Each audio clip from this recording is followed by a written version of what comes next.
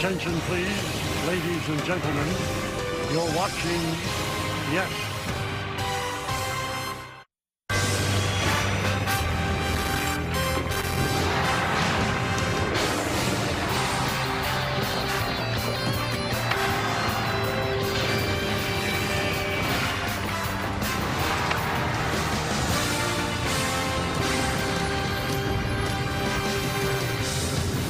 Close your eyes, imagine it's 1956, listen to the trains, and you might think it's a World Series between these two teams. But no, it's not. But it's a pretty good game, as it is time for baseball. As the Yes Network presents New York Yankees baseball. It's the New York Yankees against the defending world champion, Los Angeles Dodgers, in Game 1 of a 3-game set from Yankee Stadium in the Bronx. Hi, everybody, and welcome to Yankees baseball, along with Paul O'Neill and David Cohn. I'm Michael K. Yankees finished the first half in proper fashion. They win the final game of that 4-game set against Tampa Bay, and they sweep the Nationals. So they've won 4 in a row, trying to keep it going, and they send Garrett Cole out to the mound. And Garrett Cole, it's got components of the greatness of the past, but he's still working on things. Yeah, I mean, that's well said. I mean, when you look at Garrett Cole, the stuff has been really good. His velocity's been in the upper 90s at times, but what I see is a guy who's kind of trying to reinvent himself. Not only does he still have the good fastball, but he's throwing more breaking balls, more knuckle curves, more changeups, along with that good fastball. I think he's going to continue to evolve. I see the numbers, 3 and 4, 4.04, about a strikeout per inning, 11 walks, and an opponent's average of 249 against. He's got to deal with a very tough Dodger lineup. It's a good offense, and right at the top, leading off the game, is going to be Shohei Ohtani. Well, not much homework to do here. I mean, 4-time MVP, Shohei Ohtani. He's on the West Coast, but you still know about him. He has unbelievable power to all parts of the field. He is the source of a lot. He's not pitching in this series, but you got to watch him when he comes to the plate. Yeah, his numbers jump off the screen. 293, 22 home runs, 58 ribbies, 5th in Major League Baseball with a 953 OPS. And, oh, by the way, he's one of the best pitchers in baseball as well. Second half of the season for the Yankees. What are they going to do? Will they pick it up? Will they close it out? Will they win the American League East? And all of those questions, the biggest one, will they have Aaron Judge? We'll know the answer coming up next. Welcome back to the Bronx for Friday Night Baseball as we inch closer to first pitch between the Yankees and the Dodgers right here on Yes. Hey everyone, I'm Meredith Marakovitz. Aaron Judge remains on the injured list to start the second half of the season. He had his rib re-imaged during the All-Star break. It showed signs of healing, but he still has not been cleared to start baseball activity. They're waiting on the opinion of another doctor to see what the next steps will be. Earlier, Aaron Boone spoke about continuing life without the captain in the lineup. Well, I mean, obviously, we all want Aaron Judge back in the lineup, but, you know, as I've said, we have a lot of capable players, and you know, feel like finish the half on a high note, and we just have to continue to play well and hopefully continue to win ball games, and then knowing that, you know, at some point he'll join us. Judge spoke at his locker, and he said there is no doubt in his mind he is going to be back at some point in time this season. Now, fans and the Yankees alike will just have to wait and see when that is. Plenty more to come here on the Yes Network. When we get back, Garrett Cole gets the ball. First pitch next on Yes. Yankees baseball on Yes is brought to you in part by Amazon. Spend less on your kids for back to school. By Nissan. Hop into a Nissan Rogue and hit the road to adventure. Shop NissanUSA.com. And by the New York Lottery. Play today and start imagining your win. Yankees and the Dodgers. Snapshots through baseball history. 12 championships they've played for. Yankees have won 8 of them. The most recent one in 2024. The Dodgers won Game 5 right here at this ballpark for the victory. And this starts a 3-game set to start the second half of the season. The Yankees have taken the field. So why don't we take a look at the Dodgers starting lineup. Ohtani leads off. He's the DH. Andy Pages, the all-star in center field, will bat second. Freddie Freeman at first base will hit third. Having a great season at his age. Mookie Betts, the shortstop, cleans up. Max Muncy at third base will bat fifth. Batting sixth, playing right field, Kyle Tucker. Teoscar Hernandez in left field is going to hit seventh. Catching is Dalton Rushing, the number 8 hitter. And Tommy Edman will play second base, and he's going to bat ninth. And this right-hander will face that lineup. And Garrett Cole on the season, this will be his 10th start, toeing the slab here tonight in the boogie down against the Dodgers. And let's tell you a little bit more in our Nissan Pitcher Scouting Report and numbers on the board. You know, for me, Garrett Cole's one of the premier control and power pitchers in the history of the game. I think the numbers tell the story. When you look at his career numbers, his style of pitching, like Led Zeppelin, no quarter, get right after him, no messing around, show no mercy, and Take 5. The great Dave Brubeck song, Take 5, legendary song, describing his new windup, kind of that slow windup, that methodical new style that he has on the mound. And he'll start off by facing Shohei Ohtani. He had his left knee drained on Sunday, so he's not back pitching at this point, but he never went on the IL. And he is going to lead off, and again having an MVP level season. He's already won 4 of them. Number 5 doesn't look like it so unlikely. It seems quite likely. So the Dodgers have the best record in baseball at 61-36. The Yankees are 54-42. Dodgers got swept before the All-Star break by the Diamondbacks, and the Yankees have won 4 in a row. Ohtani's ready. Cole is ready. Let's do it in the Bronx. And the first pitch is a little bit low. The count is 1-0 as we're underway. Another ho-hum season for Ohtani, 293, 22, a little behind on the homer so far. Huh? Only 22 this year. 1-1. Junior Valentine, the home plate umpire. Jordan Baker at first, Rob Drake at second. Stu Sherwater is over third.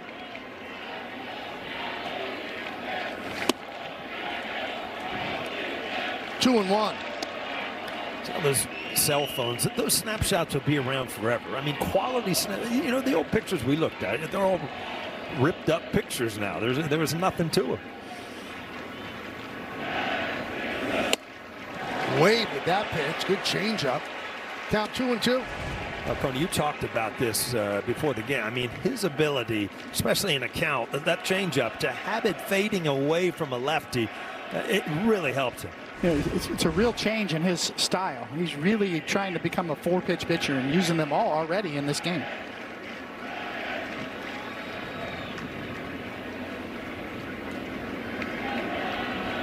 And the 2-2. Hit sharply and grabbed there on the backhand by Jazz. He fires to first. 1 down. I want to take a look at the entire Yankee defense, brought to you by your local Tri-State Genesis retailers. Bellinger, All-Star MVPs in left. Grisham in center, Dominguez in right. In the infield, we'll go third to first. McMahon, Caballero, Chisholm, and Goldschmidt. Wells behind the plate. Ben Rice will DH. So 1 down for Cole, and that'll bring up Andy Pages.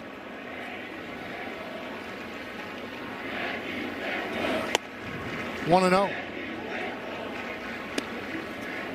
Remember Pages last year with his defense. He's always been known as a great defender, but all of a sudden now offensively, 17 home runs, close to 70 RBIs, made the All-Star team. So some guys just show up one year and they become good hitters.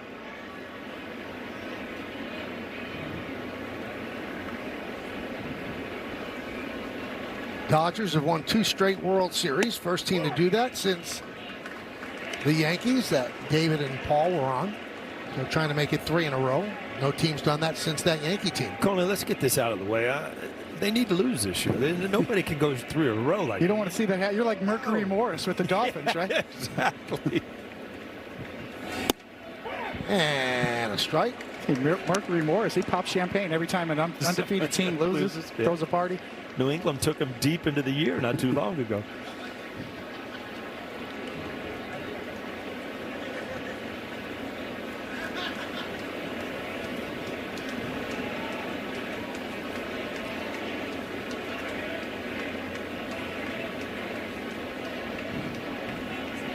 Pitch clock today. It seems like it's long. Is it a little longer today? 2-2. And he tips it into the glove of Wells, and Pages down on strikes. See, Garrett Cole waited till the last second to deliver that pitch, freezing the hitter. He knew exactly what he's doing, and then fired one right on by. That's one thing I would think now with the pitching clock, to get ready early so you can make the hitter just stand there. There's nothing worse as a hitter. You become flat-footed and you almost like forget what's going on, and it's almost like a quick pitch late in the count.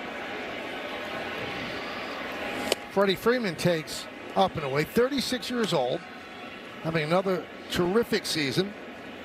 He was the MVP of the 2024 World Series against the Yanks.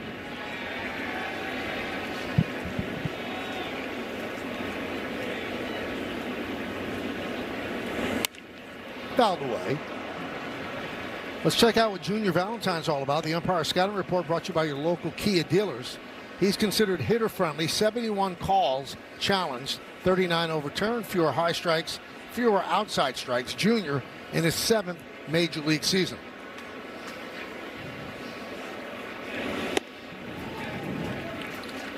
Check out the league leaders brought to you by your local Tri-State Buick dealers. And this is hits among active players. Freeman leads all of those. Altuve second, McCutchen third. Paul Goldschmidt is fourth. Manny Machado fifth.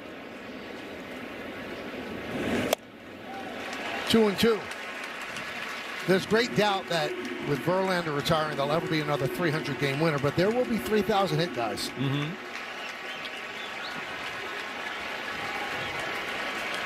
Couple potential future Hall of Famers right here in the battery. You think about Freddie Freeman, I think, yes, he's going in Hall of Fame. He's not slowing down. He's not done by a long shot. And Garrett Cole, I think, needs a big finish, but another look at this pitch. Well, I thought it was closer than that. That ball was down. Freddie Freeman, I mean, if you just look year after year, the one thing about being a great player, you're 36 years old. It's his 17th season. I mean, you can accomplish a lot in 17 seasons.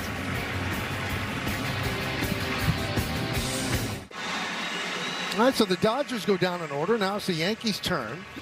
Take a look at their lineup. You've got Grisham leading off, then Rice and Goldschmidt. Cody Bellinger, the All-Star MVP. A 2-run single wanted for him. Not much offense in the game. All the pitching dominated. Right fielders Jason Dominguez will bat fifth. Then at sixth, playing second base, Jazz Chisholm Jr.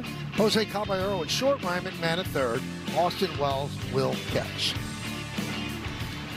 And on the mound, Roki Sasaki will face that Yankee lineup. And you can see it's been a little bit of a mixed bag for him by those numbers.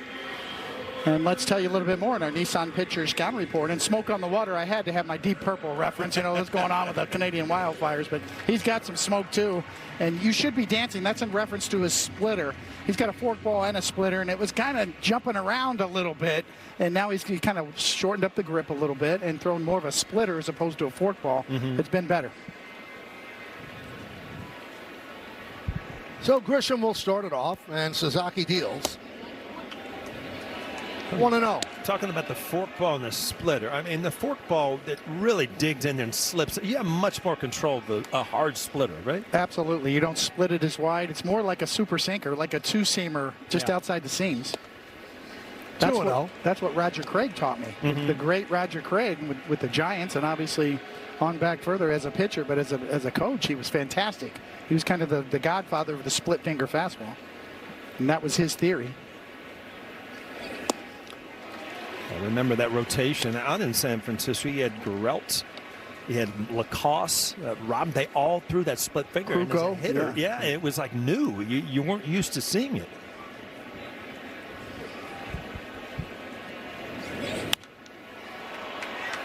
Popped up. Betts puts it away. Let's check out the Dodger defense, brought to you by your local Tri-State Genesis retailers. And we'll concentrate on Betts, who we just saw. He's our Car Shield defensive player profile. Plus 6 outs above average this season. This guy has moved around, and he's just seamlessly shifted to shortstop. That's tied for 11th best among Major League shortstops. And Ben Rice, RBI in the first inning of the All-Star game, which the American League won.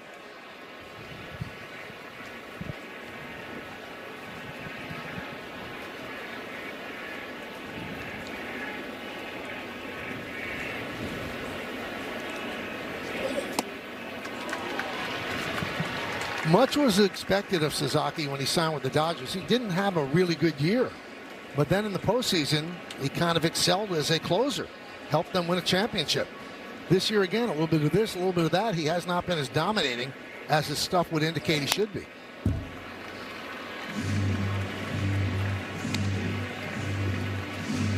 He had a 6-start stretch in May and early June where he did really well, but he allows 2.11 home runs per 9 innings. That's too many.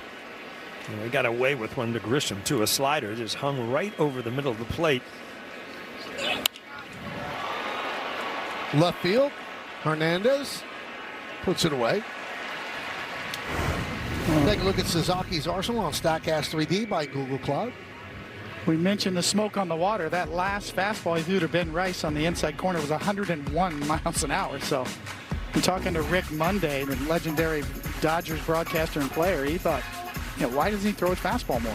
A lot of old-time ball players say that, that it can early in the counts, getting ahead, attacking, I think, is the key for Sasaki. Goldschmidt takes the strike, 102 miles an hour. He embarrassed him, Coney, at 101. He just pumped it up to 102. If I had 102, I might feature it a little more often.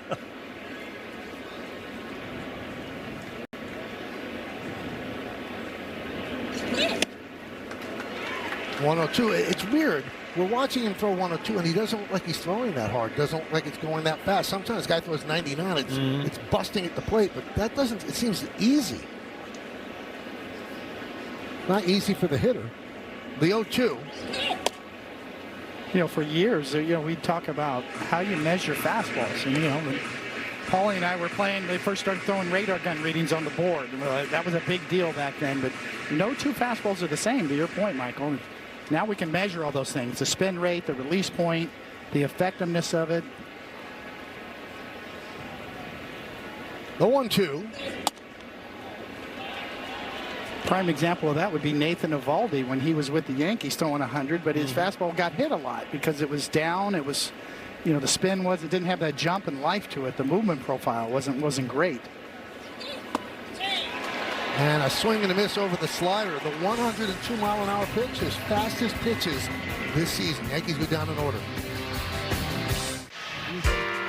Well, score big on authentic gear at MLBshop.com. From official jerseys and memorabilia to hats and hoodies, we've got the season covered. Visit MLBshop.com/Yankees, the official source for your Yankees gear. Well, both pitchers did quite well in the first, working 1, 2, 3 innings. Mookie Betts will start off inning number 2 against Garrett Cole.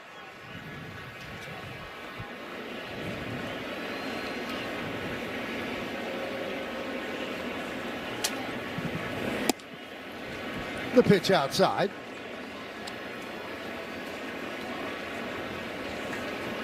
I'm not sure numbers you're accustomed to seeing with Mookie Betts, but recently much better. But some of the years he has put together and the career that he's put together, it's just when you go up and down this lineup, there's quality players that to know how to win with the Dodgers.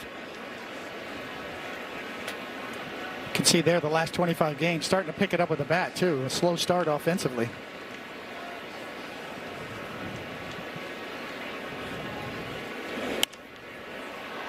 Popped up. Here comes McMahon. 1 out.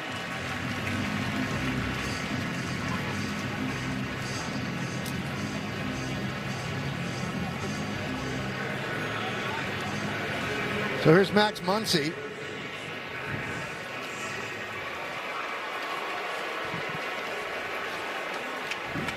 One of the 6 Dodger All-Stars. Got his 3rd All-Star nod. And the first Dodger to start at third base in the All-Star game since Ron Cey, the Penguin, in 1977. The Penguin. Yeah. Remember some of those great Dodgers too. Garvey and Cey, Dusty Baker. Yeah. Bill Russell, Davey Lopes. Infield stayed together for a long time. He did run like a Penguin, though, didn't he? Yeah, he really did. He's a heck of a ball player. Yeah.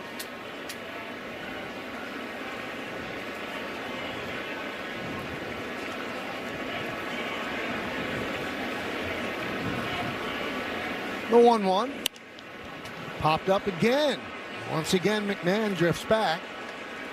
2 outs. You know, you seldom see, I mean, mistakes usually get hit hard. And you've seen a couple mistakes. And that was a mistake right there. Again, a kind of a hanging breaking ball just right down the middle. It just goes to show you as a pitcher, not every single mistake you make gets hit. That's the key lesson. You're right. For young pitchers to learn, you don't have to be perfect. So here is Kyle Tucker, big free agent signing for the Dodgers, 4 years, $240 million. And he has not had a great year. Probably the top free agent available position-wise last year. Coming off 4 straight All-Star selections, but this year has not been that way. Yeah, his numbers and the career he got started with, I mean, it was just a no-brainer. Anybody that could afford him would love him, and it just makes no sense.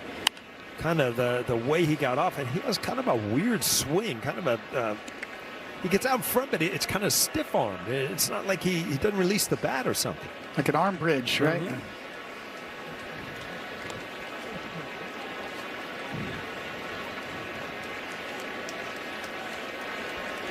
The 0-2 on Tucker.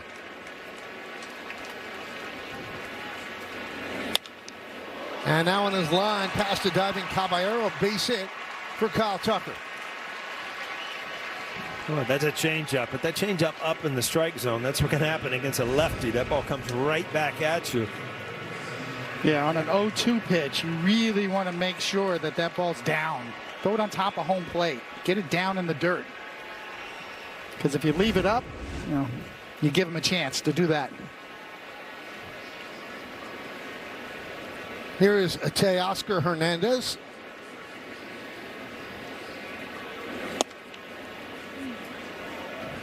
He missed a month from late May to early June, late May to late June with a left hamstring strain.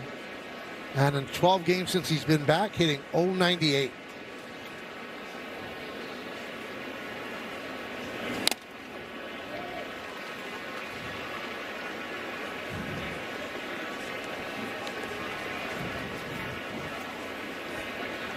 One of Ohtani's closest friends on the team, Teoscar, asked him to teach him one Japanese word or phrase each day, and Shohei's been working on Spanish with Teoscar. I've been working with it on English for 25 years up here with you, Michael. It's starting to sink in.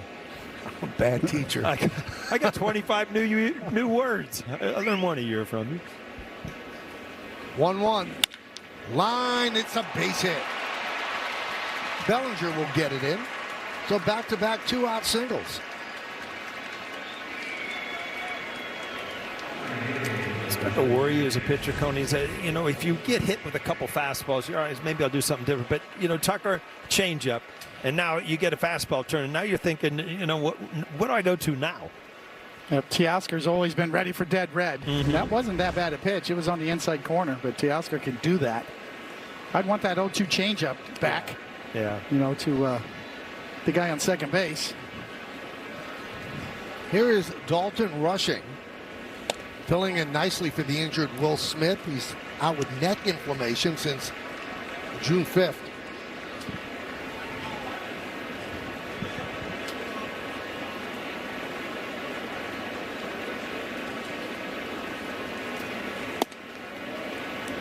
He's had some viral moments, let's put it that way.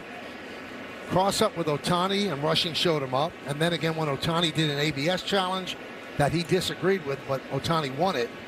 And finally, he got a talking to from Dave Roberts and Freddie Freeman. Yeah, you don't mess with Ohtani. It's kind of everybody's meal ticket.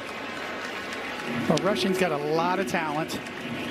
Can really swing the bat, too. Strong. But there's some growing pains there. Certainly emotionally, and learning how to kind of handle yourself in the big leagues is a big deal. Yeah, a lot of times when you're a good player in the minor leagues, you bring that straight to the major leagues. There is a learning curve here, whether you were good in AAA or not.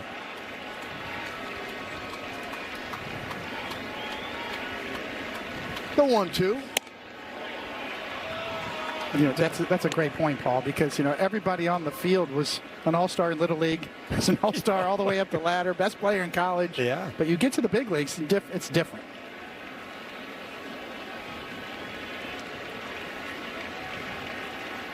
The 2-2. Fouled away.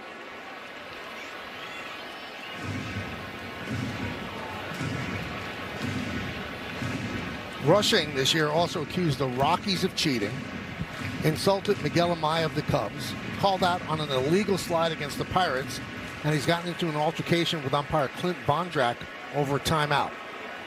Not a shrinking violet. Sounds like a hockey player. First and second, 2 outs, 2-2 count. Second inning. It just feels like there's a little uncertainty on how we're going to finish left-handed batters here. You know, the 0-2 changeup we mentioned before, right here, 2-2. How are we going to get this guy? What are we going to get a swing and miss with? That. Four-seam fastball. Rushing goes down on strikes. Dodgers strand 2. We go to the bottom of the second. Welcome back. Yankees and Dodgers scoreless as we head to the bottom of the second. Cody Bellinger leading things off here for the Yankees. Bellinger was drafted by the Dodgers back in 2013 and had a ton of early success for them. Rookie of the Year, went to the World Series, winning the World Series in 2020, MVP, but the latter part of his Dodgers tenure did not go exactly as planned, unable to find consistency at the plate. When I asked him in the clubhouse earlier today to sum up his time in Los Angeles, he simply said, I think of the good. It's easy to feel good when things are going well, but I learned how to struggle there, how to work through those struggles, what it meant to struggle as a player, and he feels as though he's not only a better player, but a better person because of those struggles. And guys, we saw him in the middle of the first part of the season struggle a little bit at the plate, but heading into the All-Star break, 7 for 16 in the final 4 games, and as we know, All-Star MVP in Philly just a couple days ago. It's amazing how many people won an MVP with a team, and then they ended up being designated for assignment. I mean, this was a quality player, a really good player, but it didn't end well with the Dodgers. And Michael, he said because of everything that he has gone through, he appreciates stuff so much more. Just the all-star appearance, winning that MVP, and where he is right now with the New York Yankees. It kind of makes you feel a different way about some things. Well, he's experienced the highs and the lows. So he strikes out. Here's Jason Dominguez with 1 out. And I was just thinking what you said, Michael, the highs and the lows. I mean, that's in my area, you know, you hit 300 one year, that's your high. The low, you hit 250, that's a bad year. He went from MVP of the league to DFA'd. I mean, that's as drastic as it gets. Well, he had some injuries along the way. He also had a big salary, which factored into his being released. It was more about the money, I think, than it was about him, or, you know, trying to match up values. And I guarantee you, if you look back on it, that was a mistake by the Dodgers. And then you look how the Yankees got him from the Cubs for Cody Poteet. They essentially, you know, gave him to the Yankees. And then when he was a free agent during this offseason, he was one of those coveted guys. A baseball player. The value of that is more important than ever, especially with a limited bench, somebody that can play multiple positions. The 0-1. 1-1 on Josh Chisholm. Bottom of the second inning, 0-0. Paul, for me, this guy's the key for the Yankees in the second half with Aaron Judge, obviously going to be on the shelf for a little longer. Tony, I cannot believe, I was just getting ready to say that. He's like the wild. If you can make him, get him somehow to tunnel his concentration for 3 hours a day during the game, he could carry this team. He can do so many things. But then sometimes you get so far away from baseball and that it's hard to channel it back in. But his talent, I mean, you can't question that. 2-1. Now the Yankees opened the second half of the season in second place behind the Tampa Bay Rays. The Rays playing a doubleheader against the Red Sox. Red Sox won the first game 10-0. And in the first inning of game 2, Tampa Bay and Boston tied at 2. The Red Sox went into the break, what, 9 or 10 in a row? Right, so the first game was the 10th win in a row. Yeah. Yeah, they have the pitching to be able to do that, and their offense really underachieved the first half. They're better than they showed the first half, and they're right back in the race. Certainly the wild card race. And they've always notorious for playing well in Fenway Park, and they've been horrible at home this year. So, you know, if they turn that around, yeah, they could be a dangerous team coming down the stretch if they get into the playoffs. The 3-2. Lined into right center field. It is a base hit. Cutting over is Pages. Cuts the ball off. Beautiful play by Pages as he holds Chisholm to a single. I think Jazz had the intentions of going to second. I don't know if he hit the bag for sure. Going around first, I mean, great piece of hitting. Ball down on the way, stayed with it. And in his mind, he's thinking, well, I got a chance for 2. I don't know if he hit the corner of the base going around first base where he just like, no chance here. Yeah, it looks like he touched it. Here's Caballero, Yankees first base runner. Jazz has 26 stolen bases. He leads off first. We talk about rushing. He's above average throwing. So defensively, he has not cost the Dodgers either. And here we go. It's a game-by-game occurrence where Caballero said, 8 seconds, he's got to look at me. It happens every game, it seems like. All he's got to do is keep 1 foot out of the box while he's looking down. And his complaint is he shouldn't have to ask for it. It should be enforced by the umpire. That's what bothers him the most, that he has to be the bad guy. So he's just continuing to talk, and Valentine said, all right, let's go.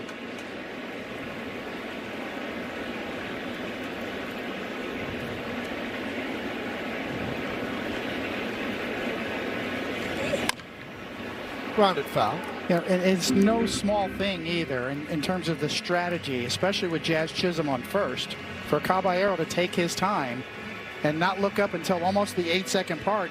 He reduces the chance of Sasaki holding the ball on Jazz at first and give Jazz a better chance to steal second. So one thing leads to another in this situation.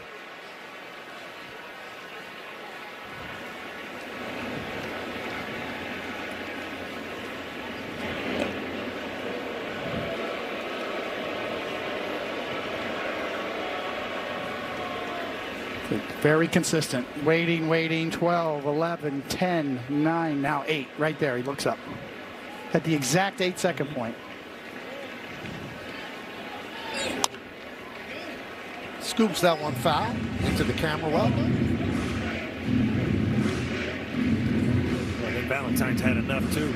You know what? And I'm sure it's been around the league. You know, this guy loves to play this game.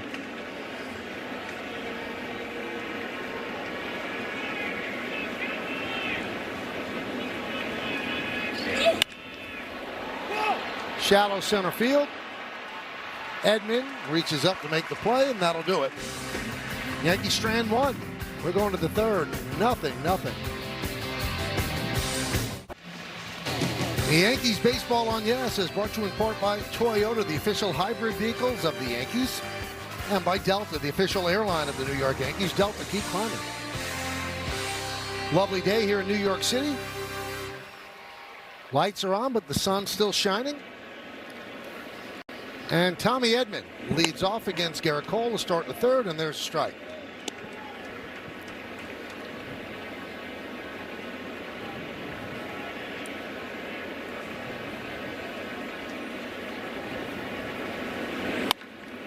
Grounded foul. Edman missed the first 74 games of the season as he recovered from off-season surgery on his right ankle. But since coming back, in 22 games, hitting .343.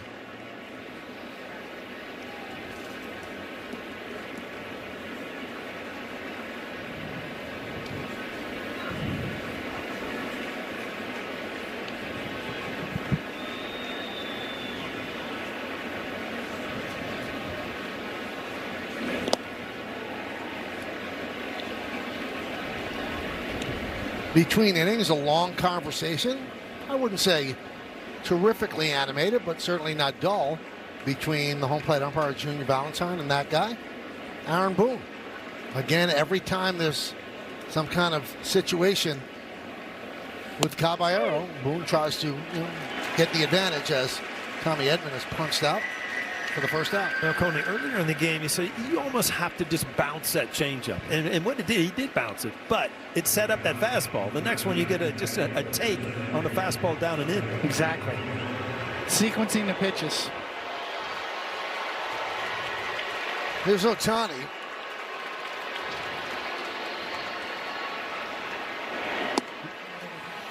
Cooking up something special with Hexclad. Join the hybrid revolution at hexclad.com. 4-time MVP, 2-time World Series champion, and the 2.83 lifetime ERA, 956 OPS. High fly ball, right field.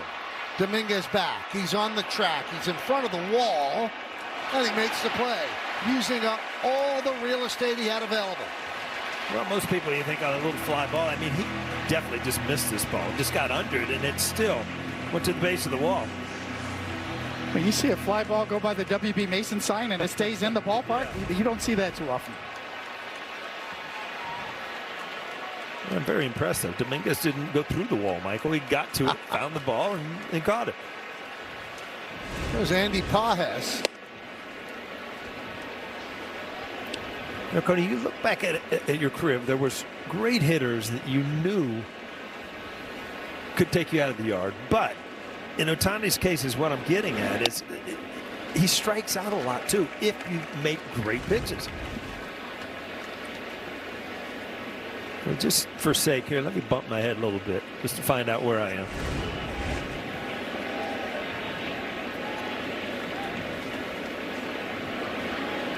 Yeah, you talk about all-time greatest baseball players. Ohtani is in that conversation because of all that he can do. But he has never hit well in this ballpark. That's going to be challenged. Again, that's a mistake. Out over the middle of the plate, one of the greatest hitters in the game. The pitch is a ball. Just missed it. The Dodgers have 2 counts ABS remaining. challenge, powered by T-Mobile. 2 inches. That's a miss right there. Swing and a miss. But Ohtani in the Bronx after his 0 for 2 tonight is 9 for 72.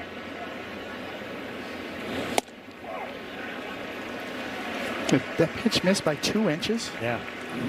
Inside, too. So, I mean, really, the only way to hit that hard is over the dugout. You really turn on it. 2-2 on Pages. Like the great home plate umpire, Doug Harvey. Remember him? Yeah, oh, yeah. That pitch was a Hall of Fame pitch, son, or that pitch missed by 1 inch. He was ahead of his time. I remember when he retired, he was actually like signing bats and stuff for players. I mean, he was into his job.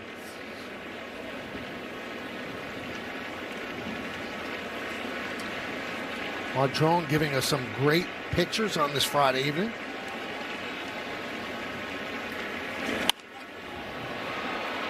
Down the right field line, foul off the top of the wall.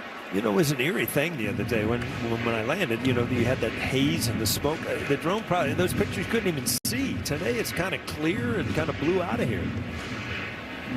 Look at that.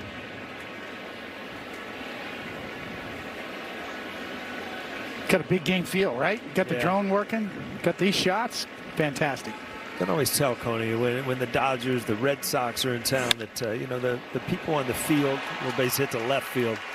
For batting practice, there's more media, there's more people hanging out. It's just a little bit different in the bigger series.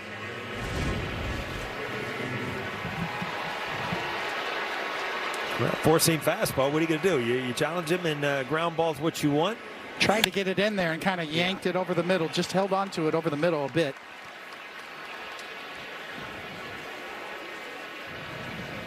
Yeah, pretty good swing there. Just adjusted his hands a little bit to get the barrel there.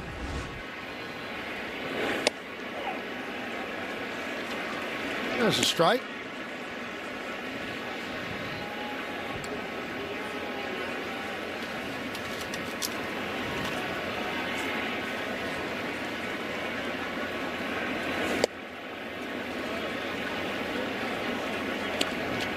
The two guys going at it. You talked earlier in the game, Michael, that Freddie Freeman, active hits leader. Well, he's also the active runs leader, 1431. Career RBIs, 1371. Second in both categories, Paul Goldschmidt. He really is a unicorn, right? I'd like to see you break down that swing. Yeah. That angle of attack he has. The first time you see him, he's like he's wrapped. He's everything you tell a little kid not to do. He just has a great ability to stay through the strike zone. And he's almost locked in. Closed front shoulder, kind of a rat bat. And whatever he does it real good. And that's the pitch right there, Coney. Looking at his stance and where his bat is, that you would assume would give him a lot of problems. You got to go in there and find out, don't you? And see if you can handle it. It's classic. I mean, the game's been around over 100 years. It's always up and in, and down and away. Mm-hmm. Hard in, soft away. So that's the first place you go to check. Swing and a miss. Got him on the slider. No runs a hit. One man left. We go to the bottom of the third. Now time for Pinstripe Pride, brought to you by Toyota, the official hybrid vehicles of the Yankees. And tonight's picture is of Emily. Her father was a huge David Cone fan. And as you can see in the background, it's David celebrating his perfect game from 1999. The anniversary of that game is tomorrow. Fathers to daughters, they all love David Cone. Use the hashtag Toyota Pinstripe Pride and mention yes in pictures you post to social media to reflect your love for the Bronx Bombers. We might spotlight you in a future game. I got the same haircut as I had back then yesterday. I just wanted to do it. I call it the tennis ball head look. Just go in and order like a 3 or a 4. Just get the skid. Just scoop it all around, make it look like a tennis ball from the U.S. Open. Here's Ryan McMahon as we start the bottom of the third. 1-0. McMahon, Wells, and Grisham, 8-9-1 in the Yankees order against Roki Sasaki.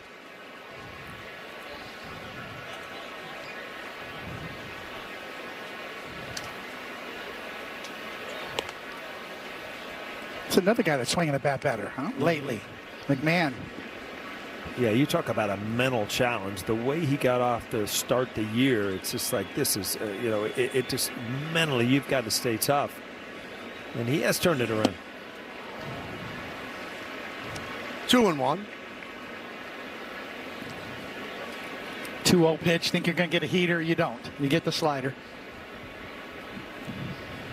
There are no fastball counts anymore. Only in the hitter's head. 3-1, 2-0. It's a fastball. You just don't quite see it as much.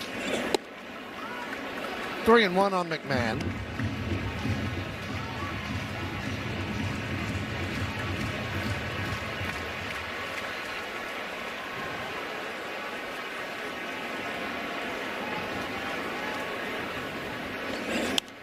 Foul back over the screen, 3-2. Including tonight's game, the Yankees have 66 games to go. They've played 96. They're 54-42. So this begins the titular second half of the season. 3-2. Pop foul. Rushing gives it a look. And it's over the Dodger dugout.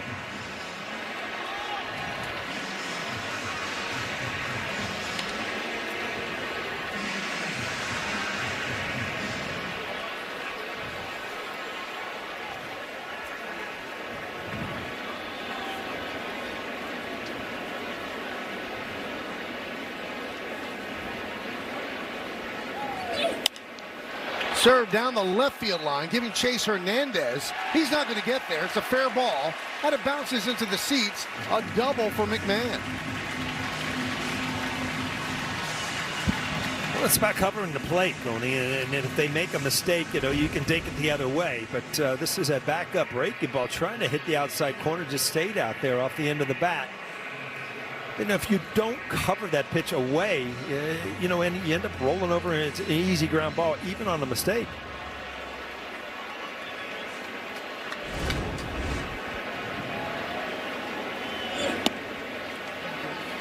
And Wells takes low. Play FanDuel's daily dingle for free every day for a chance at a profit boost if your selected player hits a home run. And here are the featured home run odds for today's players. Wells plus 600, Grisham plus 500.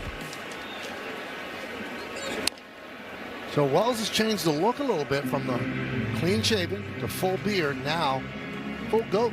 I like this look. You like the goat? That's better. All right. That's what 4 days on your own will do for you, Cody. You get the little all-star break and you can invent a beard or shave or.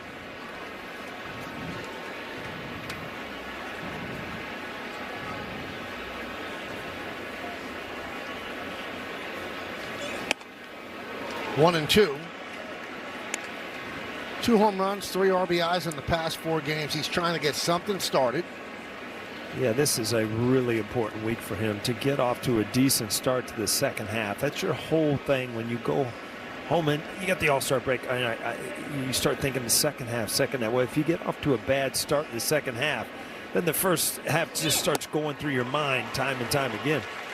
Wells strikes out as McMahon stays put at second. And we talked about the Sasaki splitter. You can see this is more of a two-seam oriented grip and more controllable, where that ball doesn't dance around as much as it did before. That one goes straight down at 92 miles an hour. Much more effective, much more controllable. Difference between a splitter and a forkball. Trent Grisham swings over the splitter. It's amazing that, so a guy throws 102 miles an hour. That's why you get the movement of that split finger, because it's the same arm speed. And you just throwing that thing that hard, you get so much more movement. The batter's challenging the pitch. That's a strike. It's going to be challenged by Trent Grisham. ABS powered by T-Mobile. And Trent Pitching the ball. got it New York right. has 3 challenges remaining. By a lot. The two-edge thing again. Yeah, that's another in the basket, Michael. We started a basket early in the year, Coney, that, the blatant ones. 2 inches and above only? Yeah.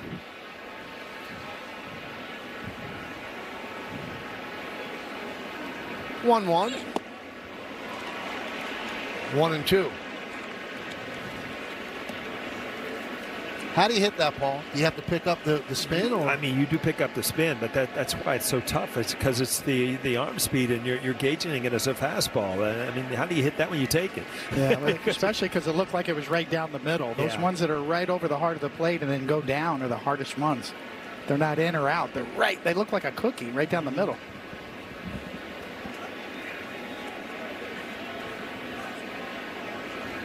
One, 2. Blocked by Rushing. 2 and 2. Really break that down, Michael. Say you've got a guy on third base, guy on second base, where you've got to make contact, 2 strikes. You have to go the other way because you're allowing the ball to travel more, and you're not going to swing over top of it. You can stay with it longer. So that is what I always thought about, especially sinkers and good split fingers, is go the other way because you get to see the ball a little bit longer.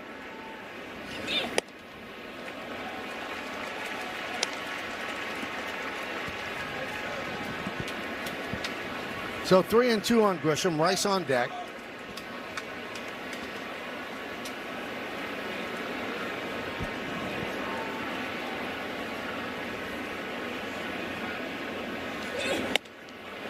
And he walked him. Tried a slider, missed. So first and second, 1 man out, and here's Rice. Well, these are the positions you want Ben Rice in. The first half he has. Look at the numbers. 29 home runs, 68 RBIs. Good at bat by Grisham. McMahon's at second. Grisham is at first.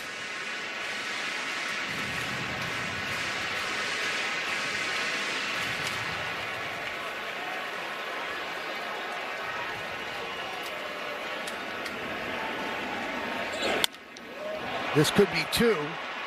There's 1, and there's 2.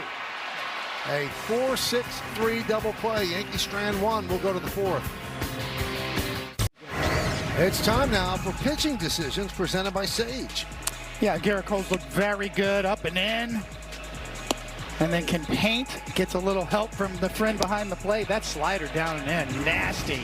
Garrett Cole on point tonight. 2,303 career strikeouts, tied for 57th all-time with Juan Marichal. Had one of the great deliveries of all time. Leg kick, the whole deal. And there's a strike to Mookie Betts. When Jose Rijo got traded over to the Reds, Juan Marichal was his father-in-law, and he used to come into the locker room, and I was always just in awe because here comes Juan Marichal just walking into the locker room, to come over and talk to you. It's just those opportunities you'll never forget, because you always figure that the people who played before you were better. I mean, Bob Gibson used to walk in our locker room with Joe Torre. You would just stand there and just watch. Kind of afraid to talk to him, right? Exactly. Sometimes. Joe DiMaggio was that way. Kind of afraid to approach him.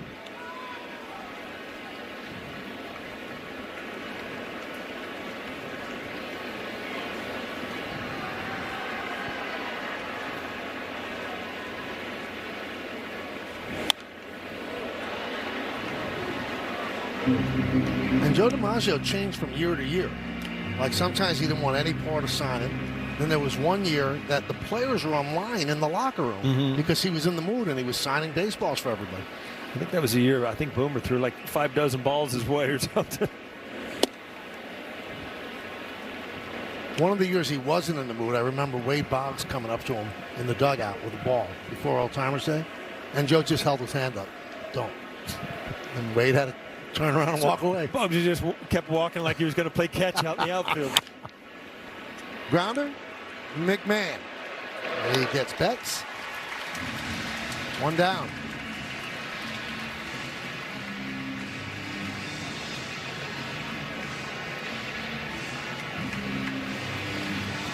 Here's Max Muncy.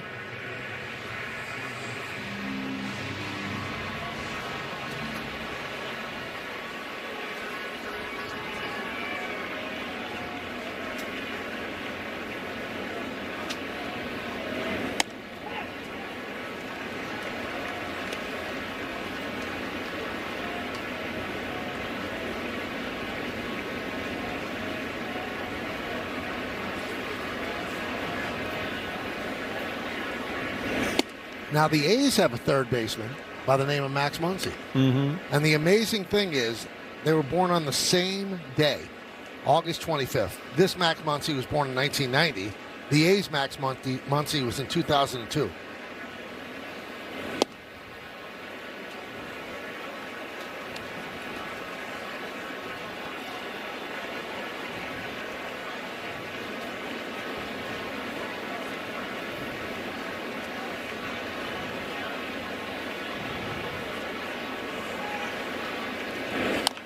It's a great shot there. You know, we get our cameramen are some of the best in the business with great shots we get. But you can see what Michael was talking about here about what's in the name with Muncy's.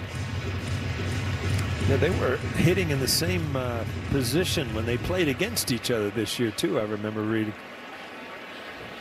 It's like a Spider-Man meme, right? Pointing at each other. You know, even with the pitch clock, you can tell Cole has found out a way he'll walk around a little He's looking bit. at the clock there. You see his eyes in that last shot I was referring to. He's waiting, and he'll look over to the clock to see. Look, he's looking at the clock right there. See the eyes dancing around? I mean, that's his personality. Garrett Cole's the type of person, personality-wise, that will look for every edge, every little margin that he can get, and the pitch clock is part of that. So if you're a batter and you're in the box too soon, he's going to use that and make you wait. Watch his eyes dart.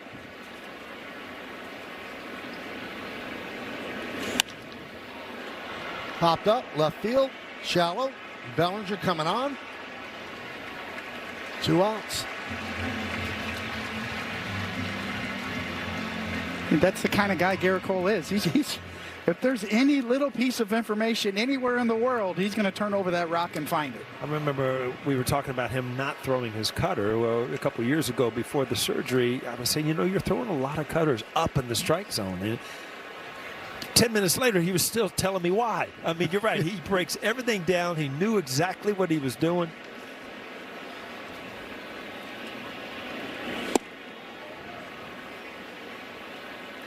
Tucker takes inside.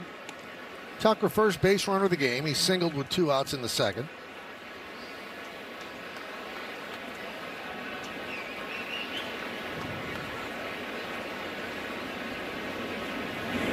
Now, the whispers around baseball, why Tucker signed here, because the Mets also pursued him greatly, and their offer was close to the Dodgers. He just felt he could blend in here. He'd be the sixth guy you'd want to talk to in the clubhouse. There's so many stars on the Dodgers. Popped up, shallow left. Bellinger calls off Caballero, and that'll do it as the Dodgers go down in order.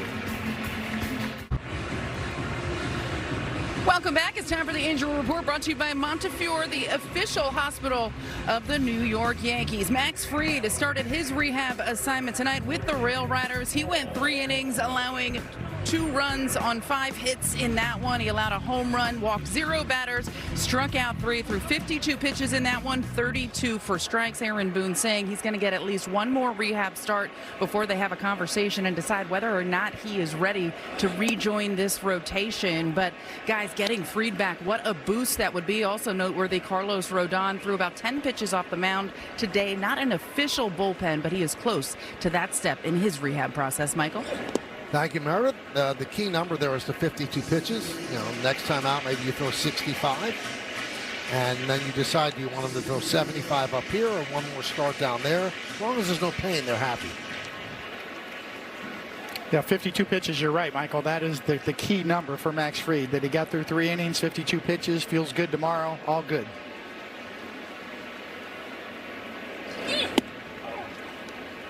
There's a strike, 2-1 on Goldschmidt, who struck out in the first inning.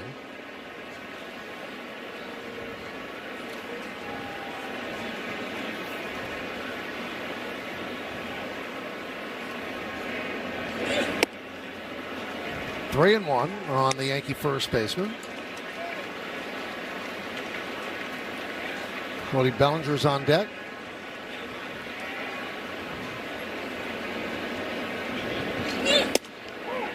Strike on the outside corner, 100 miles an hour. And then Clark Schmidt is going to face hitters tomorrow. So you got a lot brewing in the pitching staff, because when Fried comes back, then you're going to put somebody in the bullpen. Clark Schmidt could be another bullpen guy. So, even before the trade deadline, you're going to be able to envision what this team can be. And then I'm sure that Cashman and the rest of this organization is going to get busy also. That'll bring up Bellinger. Let's check out one of today's player props, brought to you by Bet365, where winning is everything. Cody to hit one or more home runs, plus 550.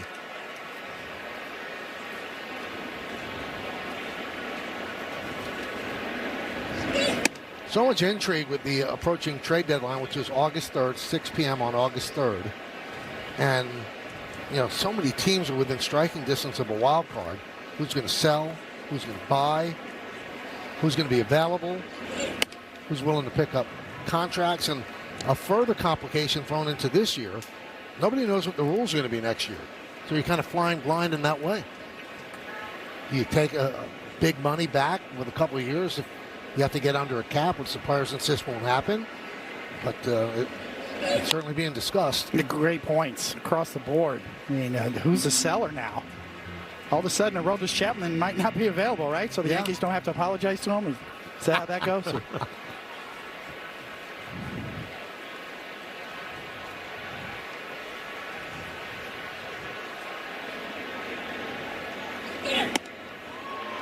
And down goes Bellinger on a 100-mile-an-hour fastball. He's pumped up tonight, and rightly so, Paul. We see this all the time. If the Dodgers come here, really anybody comes to the Bronx, you see some of their best stuff, and Sasaki's showing it tonight. Well, you've seen so many split fingers down in the zone, and then all of a sudden you see 100, 102 up in your eyes, and you just go after it. And that's just the sequence of pitches and the ability to throw that hard and the ability to throw that split finger and slider down in the zone.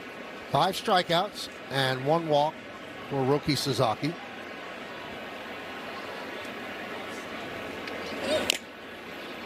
When Sasaki was in high school at 17 years old, he was clocked at 101.3 miles an hour, which actually broke the amateur record in Japan of Shohei Ohtani.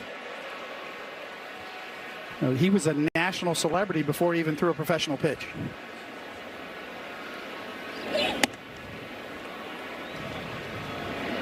He's starting to let it loose there. I mean, that high leg kick, not a huge guy, but that high leg kick, Coney, it just propels that arm, huh?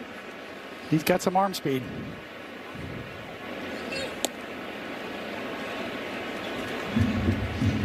Two and two on Dominguez, who grounded to first. That wasn't even close, but you see the movement on that Yeah, pitch? Splitter got away. Like, Better to burn out than fade away. mm-hmm.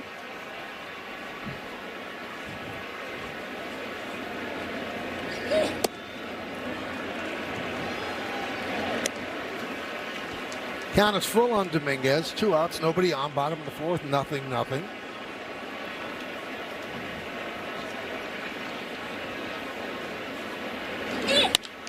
Line into right center field. It is a base hit. Cutting over is Pages. He'll cut the ball off, but that will not stop him from getting 2. The ball is bobbled, so he'll go to third. He ends up there. Probably a double and an E8. We'll see how they score it, but nonetheless, he's at third base with 2 outs. Well, 100's not enough. I mean, that ball was laced into right center, and this is why you always keep your eye on the ball after you hit it.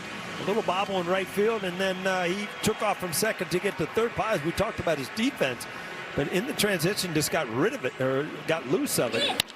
This ball was scalded, though. I mean, that's a hard hit ball at 100-mile-an-hour fastball. And right there, you keep your eye on it there. Now you can figure it out, get a read, just cruise into third base. And it is a double and an E8. So here's Chisholm. He's single to right center in the second. And that one gets past rushing. Here comes Dominguez. He'll score. And the Yankees lead 1-0. You break down close games, Tony. I mean, you get a little defensive blip, a good base running decision, a wild pitch, and now it's 1-0 on a slider, too. That is not the split finger. You usually don't see a catcher whiff on a slider. Yeah, trying to frame it. You can see from down to up, his catchers try to frame those low pitches. A slider that he tried to snatch, missed the snatch. Scored a pass ball.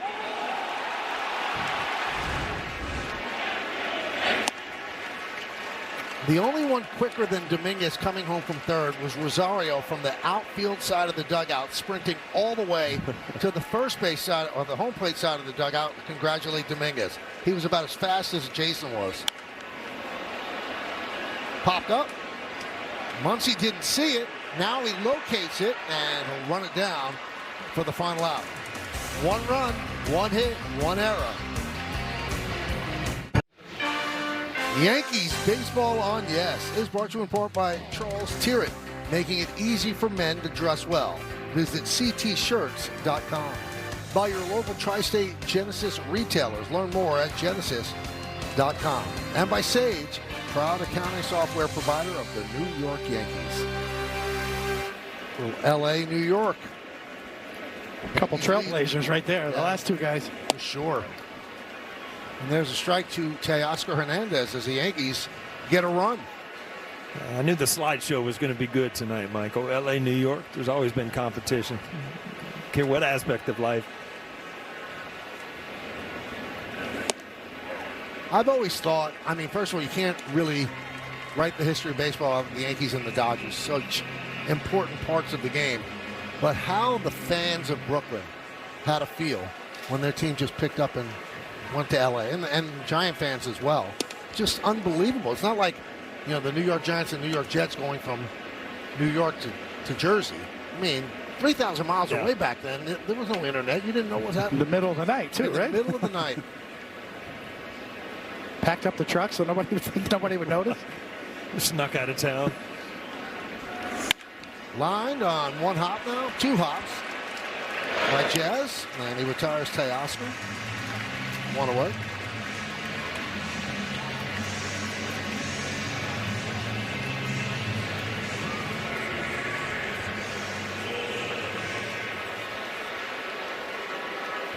I mean, there are great uniforms in baseball, too. The Yankee and the Dodger uniforms, to me, just jump out. I particularly like the Dodger one. I remember Sandy Koufax said Los Angeles across the chest. But the Dodger home uniform, the Yankee home uniform, not many better, if any. There's a strike to Rushing.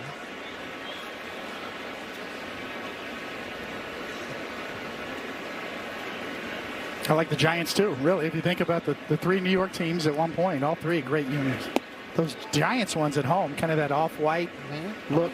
I was wondering if they were like that opening day or if they just got caught in the wash and kind of got stained by something. Yeah, because they're not bright white. Yeah, it's more. Yeah, it's a little bit of an off-white color, but kind of an antique look to it.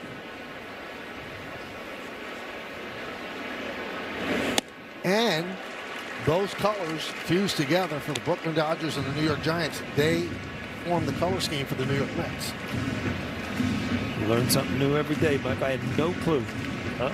You The orange of the Giants and the blue of the Dodgers. Orange and blue.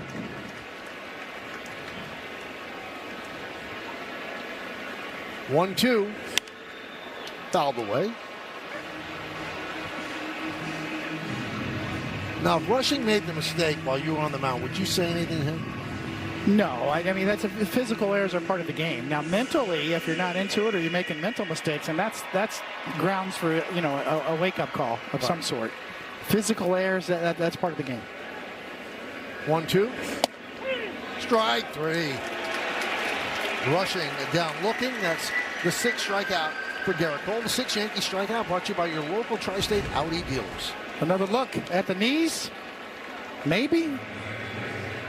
It's one of those, if it's called a ball, it's probably not going to be challenged. And if it's called a strike, it's as close. It looked like it was a little bit low, but, as a hitter, you don't know for sure. Wells' framing ability on display right there. There's Tommy Edman. Strike.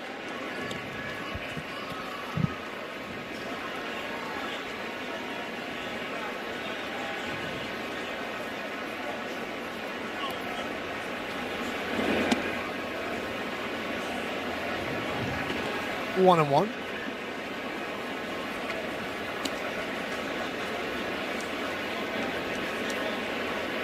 Fifth inning, 1-0 Yanks. Yankees and the Dodgers.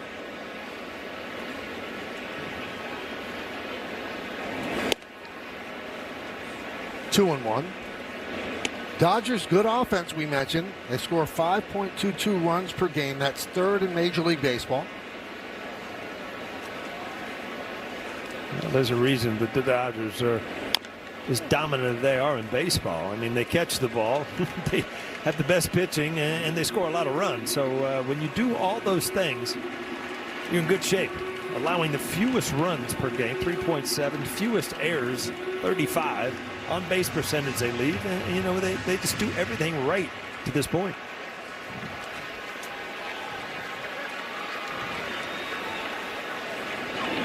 Swing and a miss. Garrett Cole looking sharp. Another 1-2-3 inning. Yankees and the Dodgers through the years in the Fall Classic. It was all Yankees for those 5 years. Dodgers never won. It was always get them next year, then bums, whatever, wait till next year. And then next year happened in 1955. Dodgers won in 7 games, but the Yankees came right back. And in 1956, they beat the Dodgers. Last time they would meet in the Subway Series. Then the Dodgers moved west, and they beat the Yankees 4 straight in 1963. And then in 77 and 78, Yankees won in 6 games in each of those years. Then 1981, the Dodgers, Fernando Valenzuela beat the Yankees in 6. And then in 2024, the Dodgers won in 5 with Game 5 right here on this field. We go to the bottom of the 5th inning, 1-0 Yanks. Crowd just gave a huge hand to Constantino Martinez. They showed his 1998 home run against Mark Langston and showed him sitting in the crowd with a big smile. And this crowd remembers. You win a championship in New York, Jalen Brunson will tell you you'll never be forgotten. He's here tonight too. Yes, he is. Yeah, it was good to see Tino. I haven't seen Tino in a while out there in the stands. Caballero pops it up. Now, Michael, I have a question for you. Okay. Being, that you're a journalist, a professional journalist, former beat writer. Jalen Brunson had a bad shooting hand. Amazing, right? And played that way and then had surgery after the series? Yeah, he said he felt it in Game 2 of the Eastern Conference Finals. So he played with it for 7 games. I've never been so amazed when they came in the booth that night, Michael. I mean, I'm taller than Jalen Brunson. And 2 days before, he was playing against a 7'5" guy, just scoring at will. Yeah, he's special.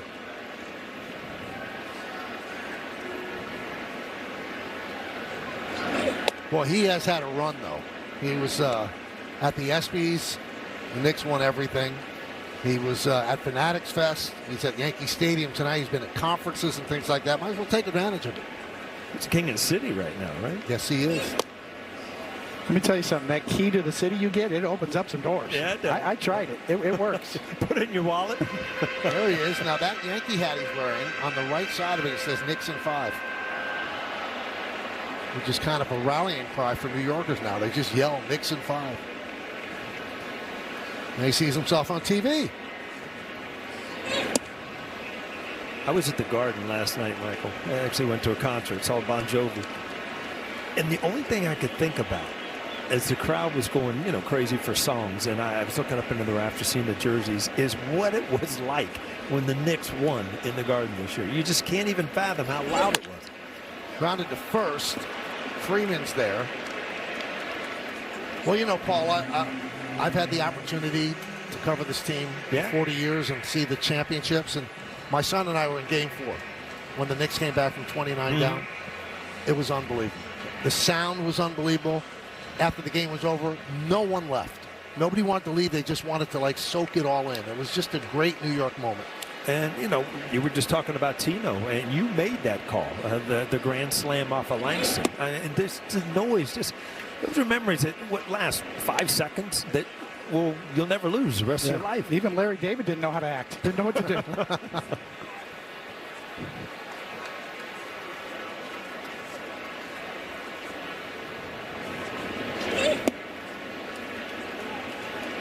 Oh, look back there, Coney. Old Timers Day, August 8th. It's creeping up on us quick. I got a bad back. I better start stretching.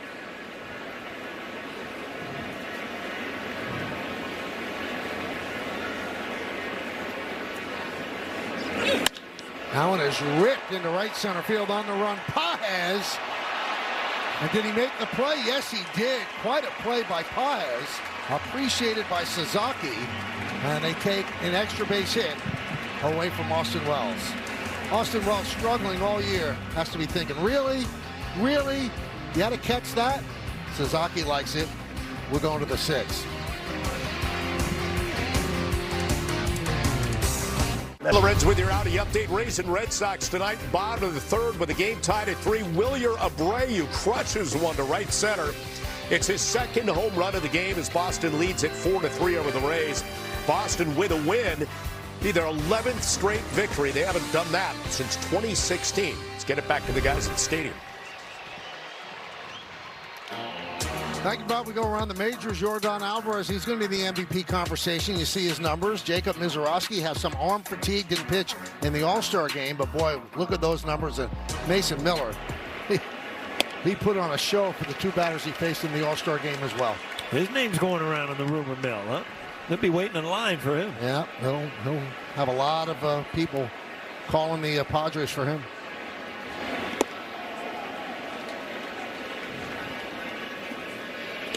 So we go to the 6th inning. The Dodgers with 3 hits. They have not scored a run. The Yankees 3 hits. And they have a run. So it's 1-0 Bombers. Top of the order for the Dodgers. That one skied the other way and deep. On the run is Bellinger, and he makes the play. You can't emphasize enough, Coney, is the breaking ball before got him out on the front foot here a little bit and just kept this ball in the ballpark. Absolutely. Well-located pitch. That's the kind of swings you want to see Ohtani take. A little off balance, kind of serving it the other way. So here is Andy Pages.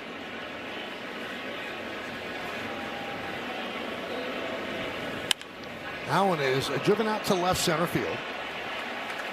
Glisham's there to make the play.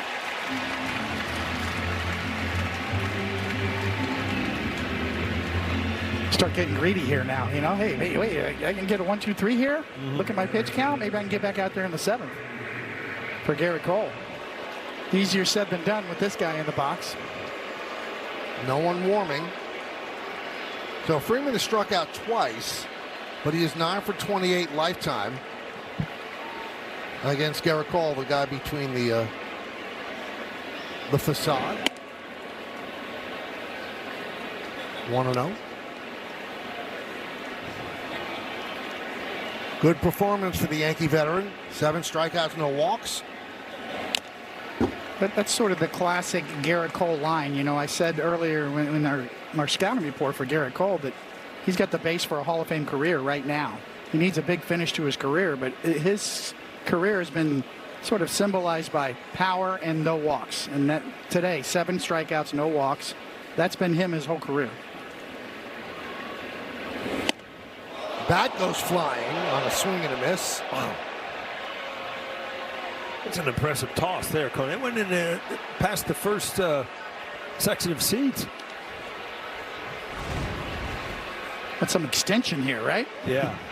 I don't ever remember doing that in baseball. And it's amazing to me. Wow. It almost surprises you, the hitter.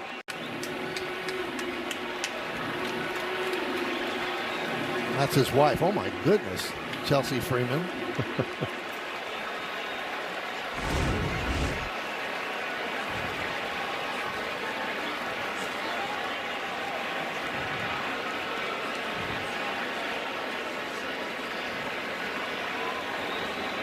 And the 1-2. Swing and a miss. He strikes out Freeman for the 3rd time. He is dealing right now as we go to the bottom of the 6th. Well, a lot of people after that bat toss said, how about that? So now how about that regarding Freddie Freeman? How about that? Thank you, Mel. An avid car collector standouts in his collection include an Aston Martin V8 Vantage and an Aston Martin Rapide S. Rotates bats engraved with the names of each of his kids so none of them feels left out. And he wears long sleeves during every game as a tribute to his late mother, Rosemary, who battled melanoma.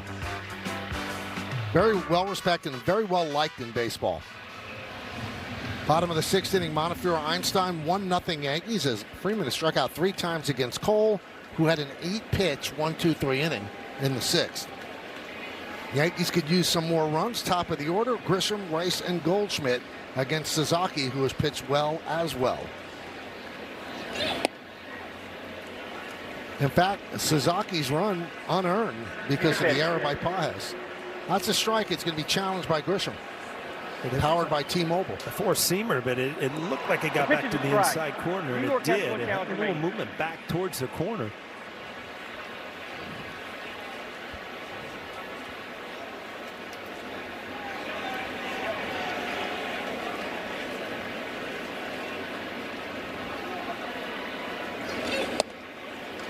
Oh, and 2.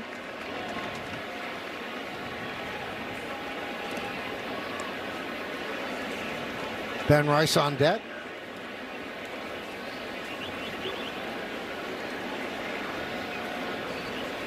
Suzuki came over earlier than you're really allowed to. And because of that, he wasn't allowed to really get a big contract like Yamamoto. He came much earlier and took a lot less in order to play for the Dodgers.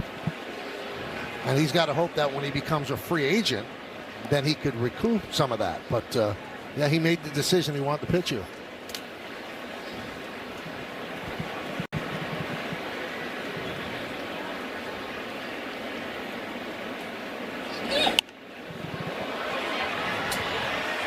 You have to wait until age 25 to come to the state, so he left a lot of money on the table, signed a minor league deal with a $6.5 million signing bonus. So he's 24. This is his second big league season.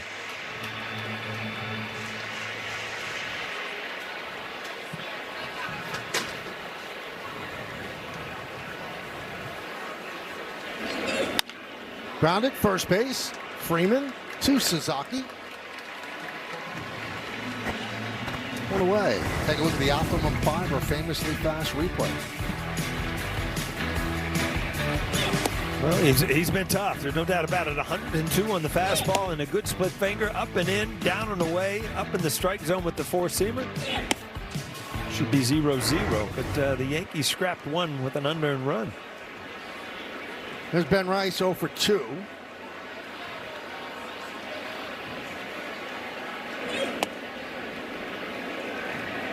Ben eliminated in the first round in the home run derby, but what a finish in the home run derby. The whole crowd rooting for Kyle Schwarber. Jordan Walker ended up winning it, walking it off, so to speak. And I like this addition better without the timing, where you just had swings. I agree. Yeah, they need to shorten it somewhat. I mean, guys are taking 100 swings out there. It takes too long, and you got guys that are exhausted.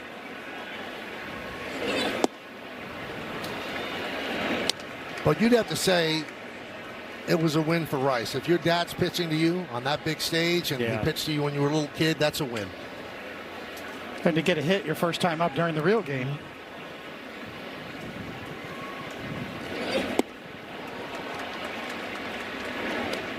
2-2.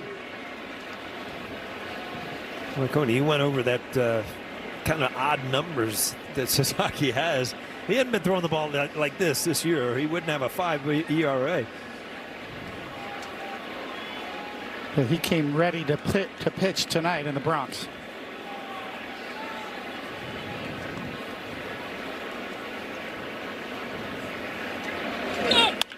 Line, it's a base hit for Rice. One down and got a splitter. Tucker will get the ball in. It's a one-out single for Ben Rice. Good pitch, just better hitting. I mean, this ball actually has movement down and away. He just showed him a 100-mile-an-hour fastball. And Ben Rice is able to stay with it. Really braces against that front leg. He keeps that bat going through the strike zone. Hammers it to right.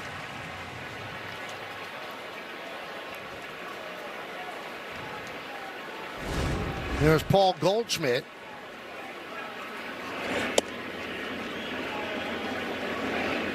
One and 0. Goldschmidt has struck out twice tonight.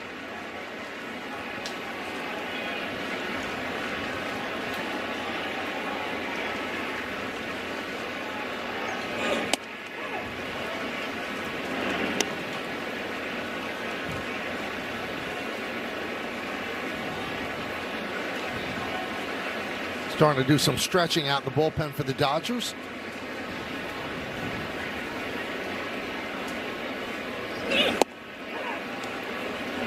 One and 2. That is a pretty big pitcher's mitt. You think that's to cover up the split? Yeah, he's definitely had some issues and rumors of pitch tipping that have plagued him. Most recently, he pitched back-to-back starts against the Padres and struggled, and there was a lot of innuendo about maybe he was tipping his pitches. So yes, Michael, excellent point. The bigger the glove, at least that's what I thought. You could hide your pitches and your grips better. Also, you see that piece of leather that hides his index finger. Yes. A lot of times pitchers will, flare a finger one way or the other to tell you what's coming.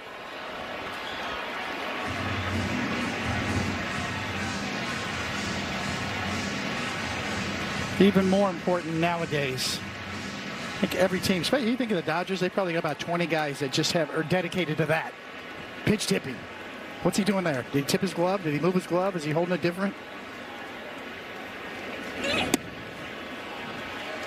And also, you look, there's no webbing anymore. It's a complete leather piece, so you can't even see through the webbing if you're tipping anything.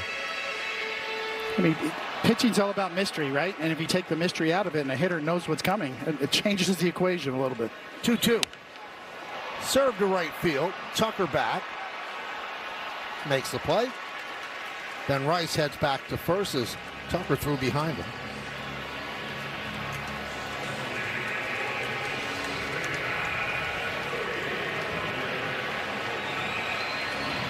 I guess, Paulie, the question would be, do you trust the tip or the information? Can you really buy it? If he's doing something really discernible that you really can trust.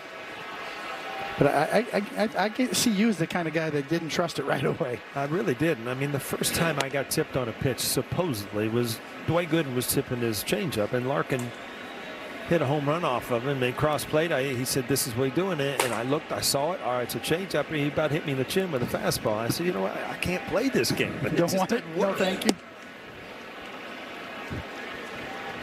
So Jack Dreyer, one of the 3 left-handers for the Dodgers, warming up in their bullpen.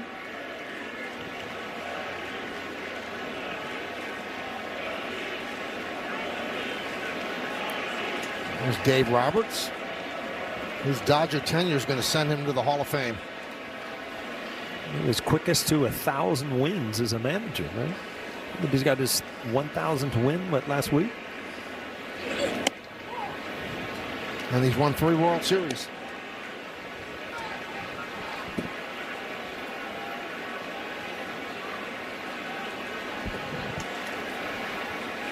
One nothing Yanks, bottom of the 6th. Rice leads off first, held by Freeman.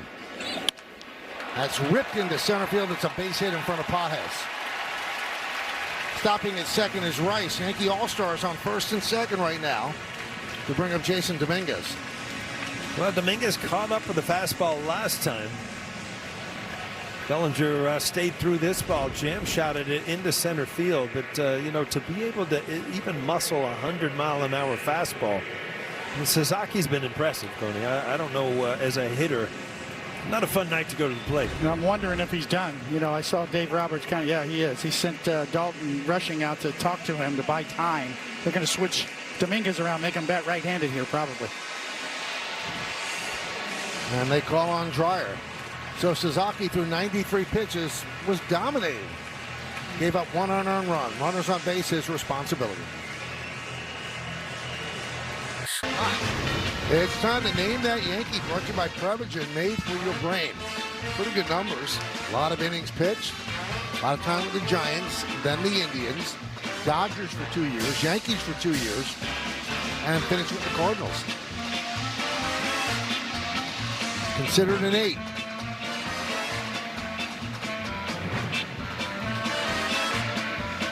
Let you ruminate over that. Another big spot in this game in front of what looks like a sellout crowd. First and second for the Yankees. They'll spin Dominguez around to the right side. Those are the numbers on Jack Dreyer. More than a strikeout per inning. 9 straight scoreless appearances. High arm slot, good rising fastball. That plays up despite being 94 miles an hour. And a little note, this will impress you, Paul. He can solve a Rubik's Cube in 13 seconds. How long's a Rubik's Cube been out? Long time. 30 years or so? Yeah. I haven't solved one yet. Yeah, so me neither. I'm a little behind. Yeah.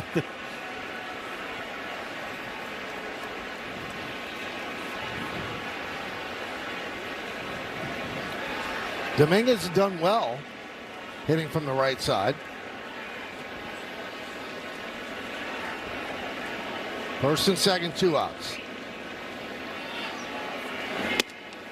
I'm going to surprise you again, Paul. Rubik's Cube came out in 1974. Wow. Yeah. Time flies here, Michael. 52 years, and you still haven't solved it, just like me. Yep. 1-0. 1-1. Dodger bullpen has been without its closer, Edwin Diaz. Got him as a free agent. Diaz been out since April 19th. They expect him back sometime toward the end of the month or August. And that's what makes the Dodgers' best record in the game all the more impressive. No Glasnow, no Snell, no Will Smith, no Edwin Diaz, and still they get it done. 1-2. 2-2. Dominguez scored the only run in the game, doubled to right center, moved to third when Pages dropped the ball after he cut it off, and then scored on a pass ball. And that's the offense in the game right now. The Yankees have 5 hits, the Dodgers 3 against Cole. 2-2. Take a look at that double and give you the exit velocity presented by Spectrum. Well, I remember the velocity on the pitch was 100 miles an hour. Well, the velocity on the hit, probably even more. It's a rope out there in right center field. 6.6, yeah. 2-2. He dropped a curveball in there, freezing Dominguez as he strikes out with 2 men on. We'll go to the 7th. It's a tight one, 1-0 Yanks. Tomorrow, Game 2 of the series exclusively on Fox's Baseball Night in America. Tune in at 8 p.m. Eastern to the Yankees take on the Dodgers only on Fox. Well, that man has done the job. 6 shutout innings. He starts the 7th. And Mookie Betts will lead off. 1-0. He has good numbers against Garrett Cole. But 0 for 2 tonight. Different things going on in your mind here, Coney, where you come out in the 6th and nobody's up in the bullpen, so you know this is my game. Now you got the bullpen up. You might be hitter to hitter. If you get in the jam, you're out of there. You get a different mindset here. Oh, a little bit, especially when you're falling behind right now. The last thing you want to do is with the leadoff hitter late in the game is just a free pass on 4 pitches here. Now with a 3-0 count, you got to battle all the way back if you're Garrett Cole.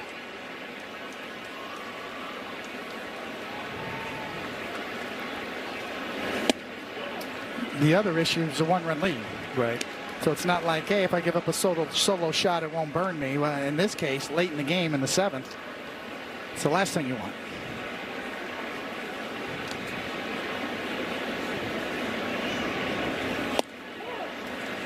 And that one just got the outside corner. 2 great pitches. It's a get back in the count using his fastball, and his fastball has been great tonight. He's had times where he used it up in the zone. He's had a time where he threw it in fastball counts and got away with it. Good stuff tonight for Cole. And that just missed the outside corner with the fastball. So Betts works a walk. It had been 10 straight retired by Cole, and that's going to do it as Aaron Boone's going to go to the bullpen. Cole at 96 pitches, his first walk of the game. He hasn't signaled yet, but a very slow walk out there.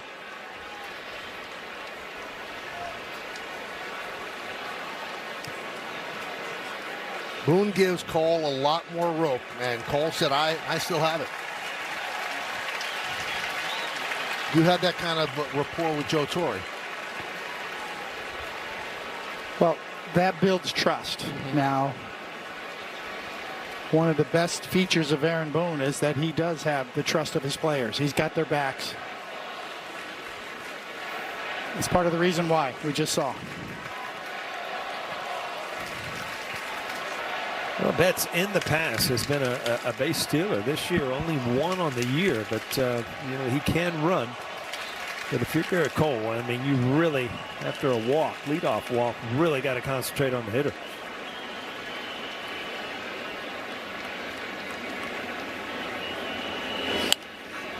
Muncy fouls it off. As a Yankee, 3 previous starts, Garrett Cole 1-0, 0.96 against the Dodgers. The 97 pitches he's thrown tonight, that ties the season high.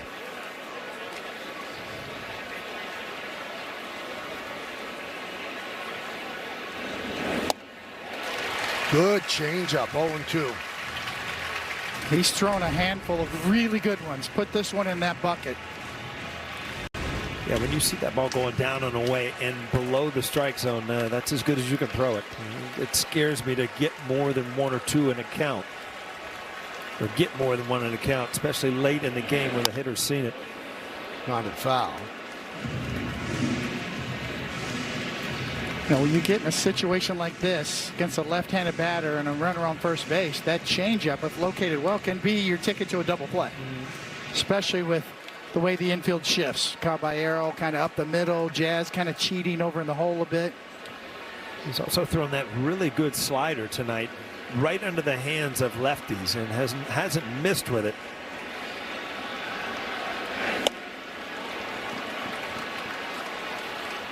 Left the slider upstairs in the count 1-2.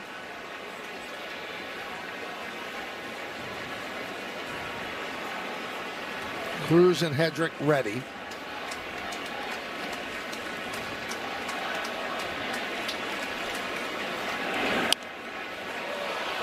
Still 1-2. Yeah, that's the slider, the backdoor slider, and the one in the middle. That's the one that scares you. That's the ball that can end up in the seats. He's been throwing that slider in off the plate and getting some strikeouts, especially against Freeman tonight. That's an effective pitch. He's trying to backdoor it. He kind of took it with him over the heart of the plate.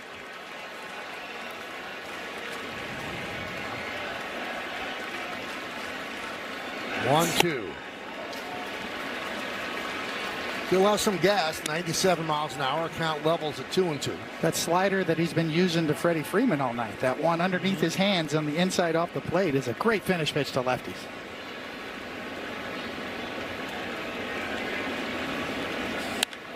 Built deep to right field. There it goes. See ya. A 2-run home run and a 2-1 Dodger lead.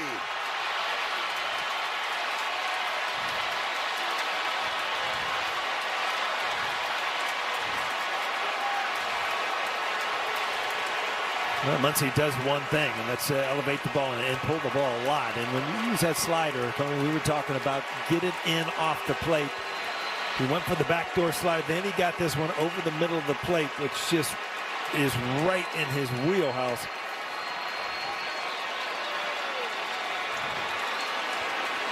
Well, Cole talked his way into staying into the game, and it did not work out. He serves up the 2-run home run to Muncy. Dodgers have the lead. Yankees go to the pen. Well, after the walk to Mookie Betts, it looked like Aaron Boone was coming out to the mound to take out Garrett Cole. Garrett Cole talked his way in. Said, no, I got this. Let's look at how he did. Yeah, well, it starts out well. Up and in with the fastball. He beats him. Good pitch. Change up down the way. Perfect sequence. Another change up. Got him out in front. You got 0-2. That one, I don't know what he's trying to do there with the back door. Another one left it right there. Got away with it. Up and away, non-competitive. And then another hanger right there. I'm not sure if he's trying to come in with that slider or try to backdoor it again. But either way, there were 2 or 3 sliders right there left in the middle of the plate in that sequence. Hedrick comes on, and Tucker swings and misses. We try to pick up on location. Where's Wells sitting? Kind of middle-ish away. You see the spin. Not sure where he's trying to get that. Either underneath, down and in, or backdoor. But either way, it ended up right in the middle. The one he threw to Freddie Freeman, that was the one I was looking for. Down and in off the plate, underneath his hands. But he never got it there. Hedrick had a great first half. You see the numbers.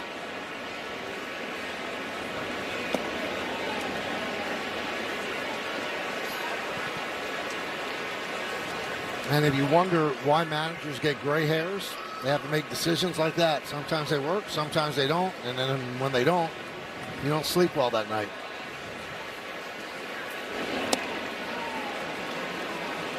Check out the Yankee bullpen budget brought to you by Citizens. Make sense of your money with Citizens. This is what they've done.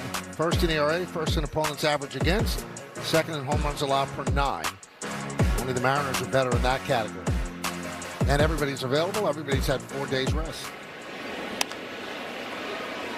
Well, there's 2 ways to look at that sequence with Cole and Boone.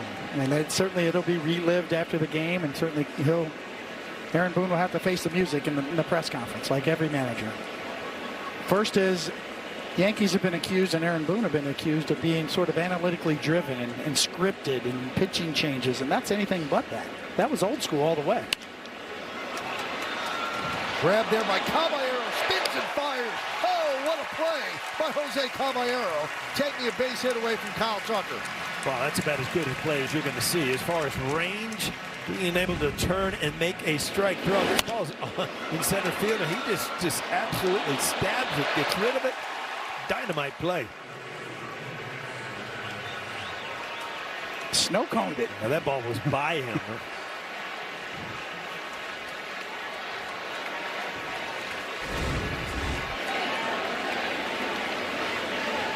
The thing about that play right there, Cody, is he leaves his feet. It's an easier play to catch, but there's no way you're going to be able to regain your balance and make that throw. That's a great point. I mean, this ball is actually by him. It catches the webbing, but if you leave your feet, you might as well just put it in your back pocket. It's a base hit. Well, just to finish that point, Michael, and certainly it's second guessable. You can say, oh, you should have taken him out. But, all those, how many times have you heard fans say, why'd you take the starting pitcher out? He was cruising, oh, you're scripted. You're just doing, third time through the order, analytics. Aaron Boone did just the opposite. Because he trusted his pitcher. That gains trust on the bench. Now, it didn't work out, and it's second guessable, and rightly so. Everything should be discussed. But you hear that all the time. The criticism of the Yankees and Aaron Boone is that, they just do it by the book, and it's all analytically driven. And no, it's not. So let me ask you this, though. Is there ever a time that a pitcher would be honest where he comes out and says, can you get this guy? And the pitcher says no? You're not trained that way. No, Right. that thought does not come into your mind. So no. then why do you listen to the pitcher? Don't you have to let your eyes tell the story? Well, it's part of both. You certainly want to, give the pitcher a chance and look him in the eye and see how convincing he is. Yes.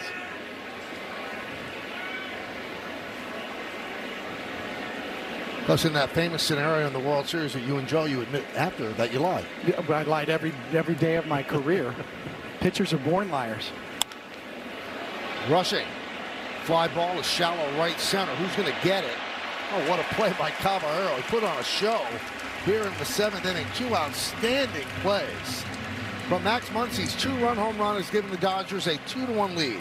At the end of 6.5, it's time for the 7th inning stretch. The LA Dodgers 2, the Yankees 1, but we're going to stay right here as we honor America in the Bronx.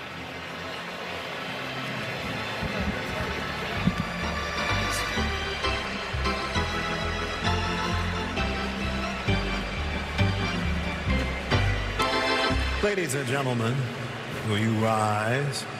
Remove your caps, and please direct your attention to the area behind home plate as the New York Yankees welcome an honored military guest. United States Army Specialist Andrew Adams Jr. from Tresckow, Pennsylvania, who served in Operation Desert Storm. The Yankees say thank you, Andrew, for your sacrifice and for your service to our nation.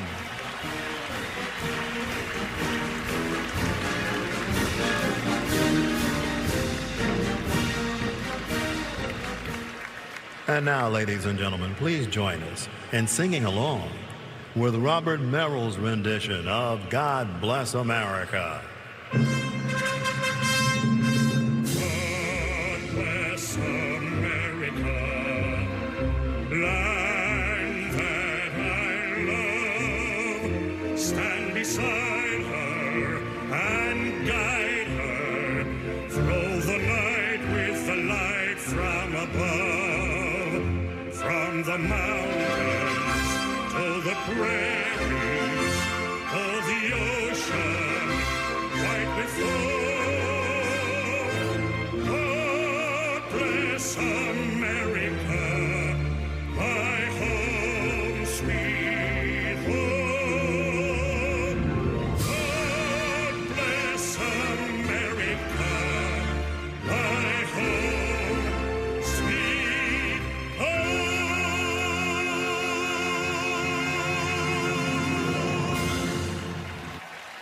Your Ford Studio Update, Bob and Jack with you, and you got to give Garrett Cole credit for wanting to go after Max Muncy in that spot there. Yeah, Aaron Boone leaving him in to face Muncy, Bob, and for the first 102 pitches of this game, Garrett Cole had as good a mix as we have seen from him all season. It's the 103rd pitch that is going to keep him awake tonight. That slider that he hung, Muncy hits it for a 2-run homer. Yankee offense now trying to help Cole get an ND in this game. We'll hear from Cole and Boone coming up on the postgame, fellas. Well, thank you, guys. Let's check out tonight's Gusto game recap. 2-4-1 for the Dodgers. Yankees have out-hit them, but they've only scored 1 run. Suzuki, a strong 5 2/3, and Garrett Cole, a strong 6 innings, but he made that one mistake. Muncy, the 2-run home run, the mistake.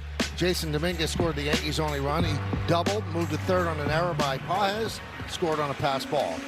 Ford scoreboard, 2-1 Dodgers over the Yankees, so it'll be Chisholm, Caballero, and McMahon against Jack Dreyer.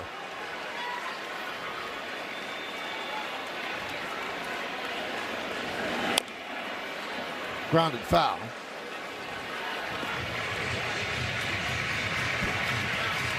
Now, the Yankees won all 3 games in D.C. against the Nationals, but their offense struggled. They had to come back in the 8th inning or later in all 3 games against a weak Nationals bullpen. So they scored 1 earned run tonight in the first 6 innings. By the way, that was the first time the Yankees won 3 straight games trailing in the 8th inning or later since August of 1972.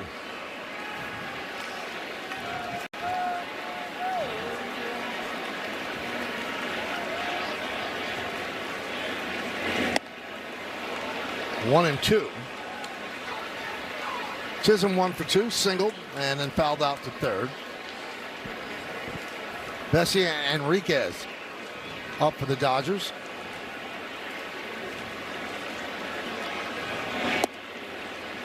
Two and two. 72 Yankees. Closer, Lindy McDaniel. That was a long time, right? Gene Michael was the shortstop.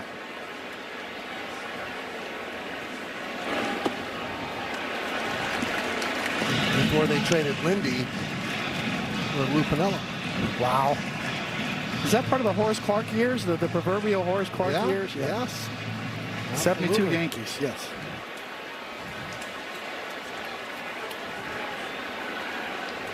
And then next year, everything changed. George Steinbrenner bought the team.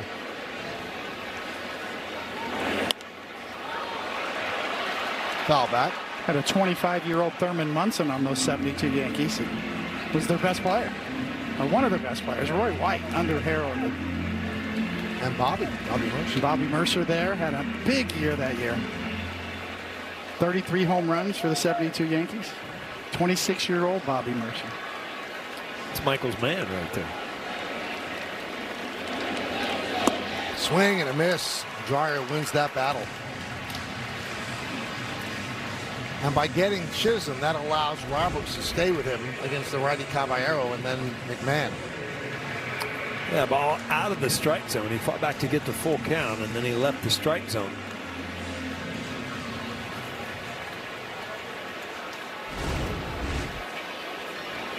Caballero 0 for 2 against Sasaki. Now faces Dreyer. Yankee Stadium is jam-packed on this Friday night. 46,450, the fifth sellout of the year.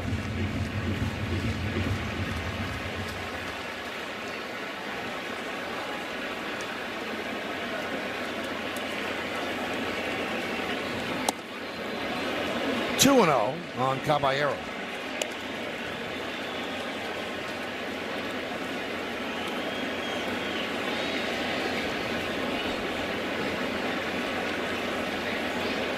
That's the Yankee bench, 4 righties. Now, Dreyer's dad, Steve, pitched 2 seasons in the majors. And when Nolan Ryan made his final appearance in 1993, Steve Dreyer replaced him in relief. 2-1. 3-1 on Caballero. He gets on. He's got his 22 stolen bases.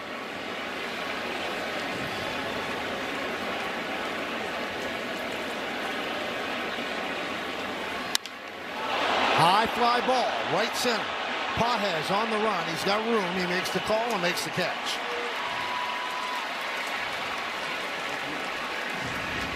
Help America's Heroes. Donate $11 a month and amplify your impact with a car or land donation. Go to t2t.org.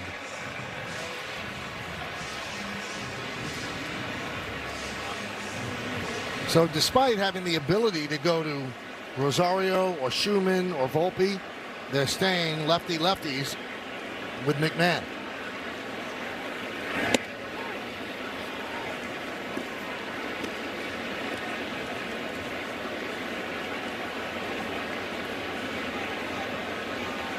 McMahon doubled in the third, grounded to first in the fifth. 1-1. The lineups, when you start turning, looking at the lineups late in the game in a close game. I mean, right now with the lefty pitcher in there, you got Dominguez, who's better from the left side. Then you got Jazz. Caballero had a good swing, but then you got McMahon, Wells, and Grisham, all lefties. So you get a guy like Dreyer in there that's throwing the ball well. He cruises through these late innings. Popped up and caught there by Edman. And the Yankees go down in order 1-2-3 against Dreyer, and we go to the 8th.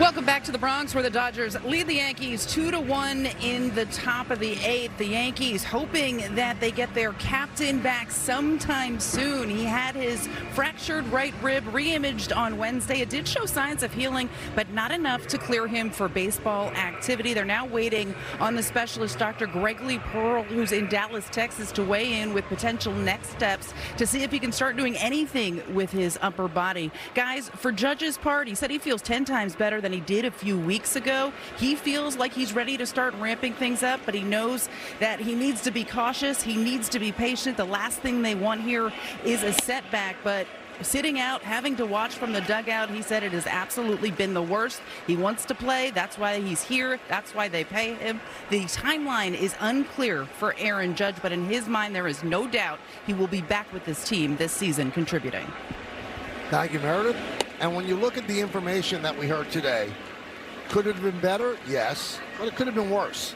They could have imaged it and said, you know what, it hasn't healed at all, and you might not play this year. They didn't say that. They said it's healing, but still, there's more healing to go. And Brian Cashman pretty much predicted that when he spoke late last week, that's what it was going to show, and that's what it showed. So still not ready to do the upper body work that he's going to need.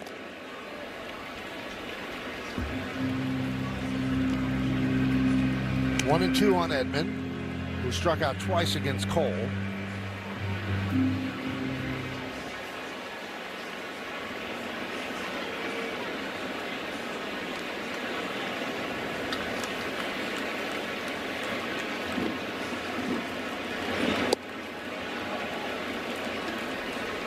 And you would think he's probably going through his own personal purgatory, because when you're a baseball player, you want to play baseball, and you have a finite amount of years that you play, and you don't want to take months out of it where you could really be helping the team. He knows that. He's the captain of the team. Edman spanks one into right center field. That ball is going to be off the wall. Grisham plays the carry as Edman will stop at second. Missed a home run by just a bit, but picks up a leadoff double here in the 8th. Well, Edman scalded this ball, and Grisham got a really good read on how it was going to come off the wall, where he would have been staying at third base. That's the fork ball. That's not the split finger. And it kind of just sits there right at the end. Didn't continue to drop out of the strike zone. Well, watch Grisham here. He gets a good read and gets rid of it quick. Keep Edman at second base. You never know when it hits that fence, Cody, which way it's going to go. And right there, you look like Edman was going to go for 3. But the ball was on its way in. There's Ohtani. Want to know, Ohtani's 0 for 3. Just missed a home run in the 3rd, drove Dominguez back to the wall.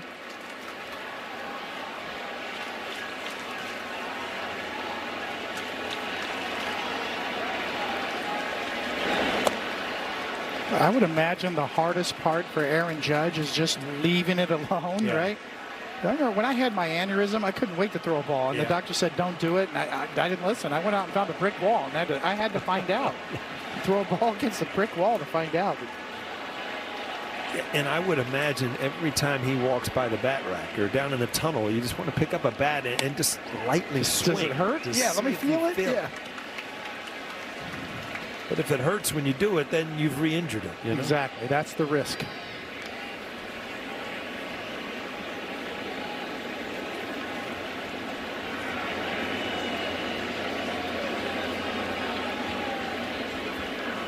Two one. 3-1 on Ohtani. Well, this is where, the base is open, but you don't want to dig yourself too big of a hole.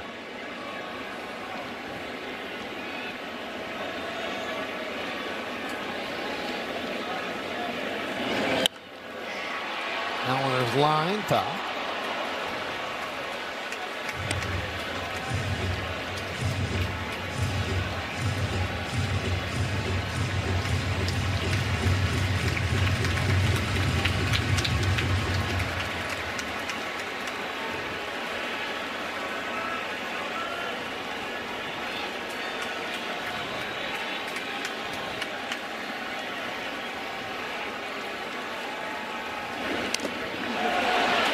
Just got a piece to stay alive.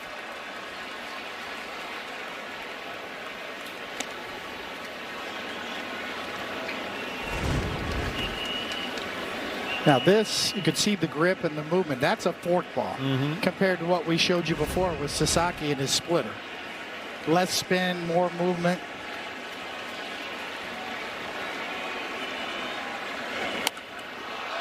Deep to right, hooking foul.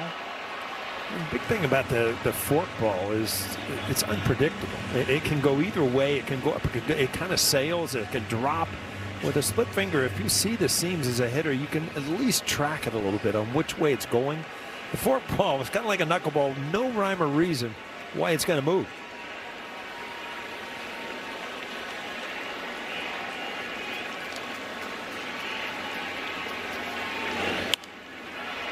Popped them up. McMahon puts it away.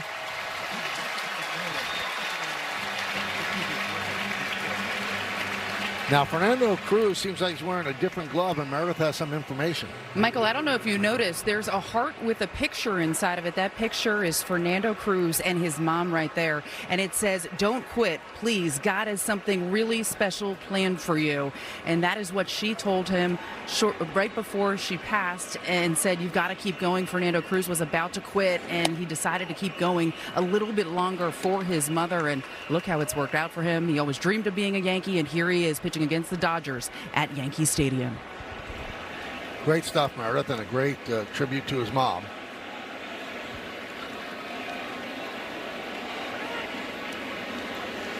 Also sporting the red cleats.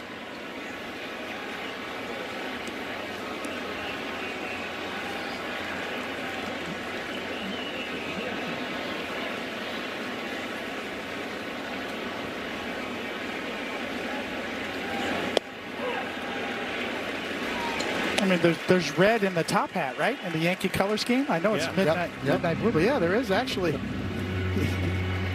This might be a first, though. I don't know if I've ever seen a Yankee player sport red cleats.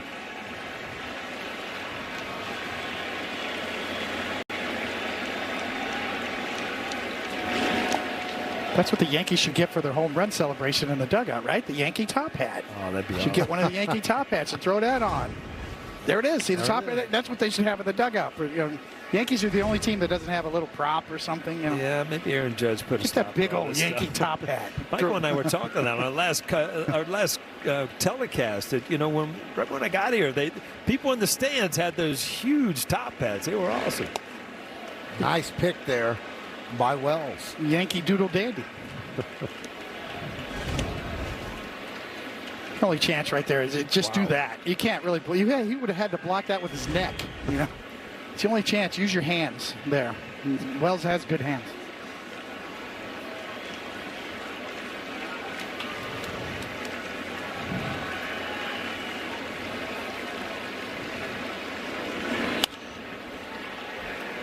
Now in the All-Star game, Pages hit a ball up the middle, and Ernie Clement made a great play and had this big grin on his face as he was coming off the field, pointing toward the National League side. Well, Pages made the World Series saving catch on the Game 7 ball hit by Clement when he crashed into Kike Hernandez. And Ernie said to my good buddy Buster Lonely of ESPN, I had to get him back. I don't know if it had the same impact as that play in the All-Star game or in the World Series, but it meant something to Ernie Clement. Just a little bit of justice.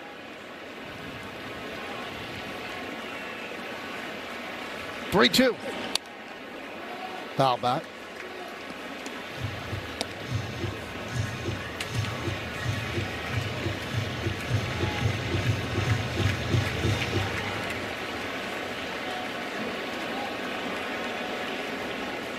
Pages 1 for 3.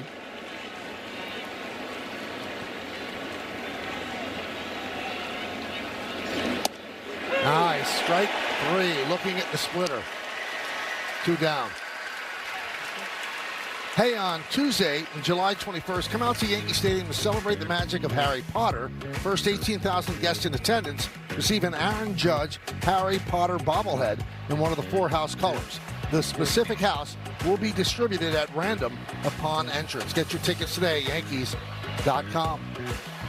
Coney, I don't see you as a Harry Potter guy. I don't know. I actually like the movie. Is that I did right? like them, yeah. Well, Cruz has really stayed with that splitter. I mean, he lead off double, and he stayed with the splitter of Ohtani, got a pop out, and then another great split finger to Baez. Yankees looking up at the scoreboard.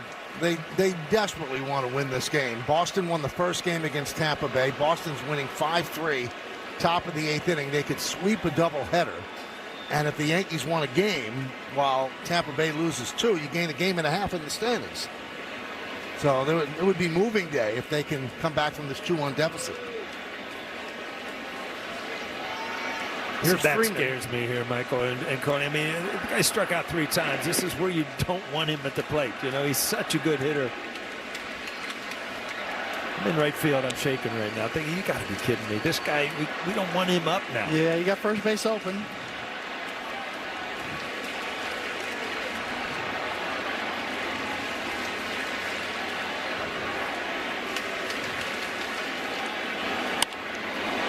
High fly ball, center field. Grisham is there and puts it away. So Cruz works around the leadoff double. He's pumped up. We go to the bottom of the 8th. The Yankees baseball on Yes is brought to you in part by Optimum Fiber, famously fast fiber internet. And by the Hyundai Getaway sales event, deals so right they almost feel wrong. Only at your local Hyundai dealer. Pee Wee and Phil. Pretty good shortstops in all those World Series. So Austin Wells set to lead off, but they're going to send Ahmed Rosario up the pinch hit. As the Dodgers bring in another lefty, it's Alex Vesia. He's pitched a lot since 2021. He's pitched very well for them.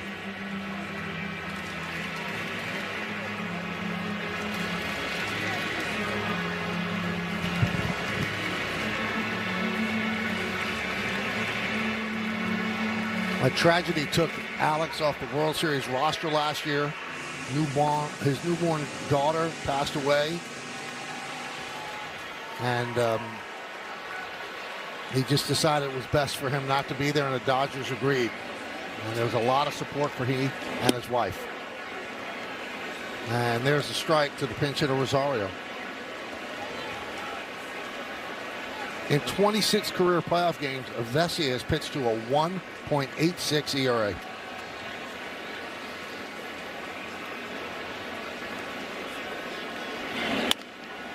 Grounded to third, Muncy.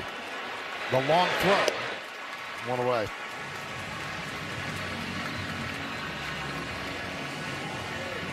Well, Muncy's been a guy this year, all of a sudden defensively, he's kind of turned it around. He's always been a good hitter. He's got power. So he started at the All-Star game, but this year, all of a sudden, he's become an above-average defender at third base.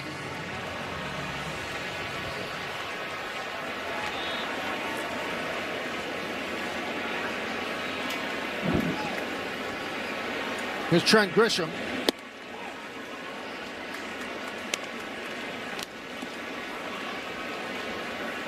The numbers against Vesia, 2 for 4 with a ribby. Trent is 0 for 2 with a walk. Waved at that one. Good slider. 0 and 2. Enriquez has been up, so he's ready to go.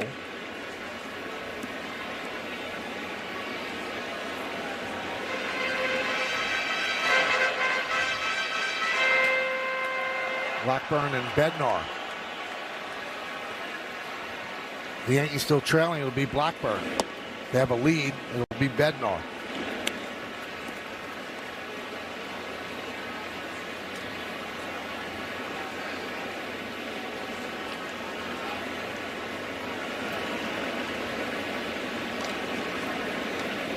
The 1-2. 2 and 2.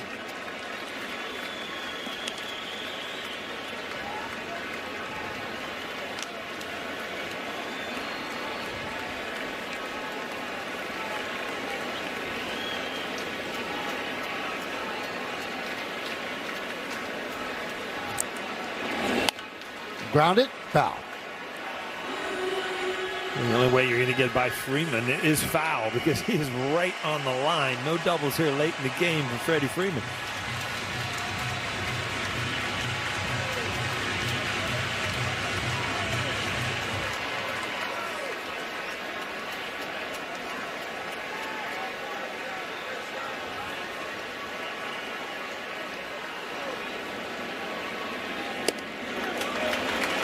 And the count goes full. Well, now that Aaron Judge is out of the lineup, I think Grisham might have full count more than any other player. I mean, just long at bats, full counts.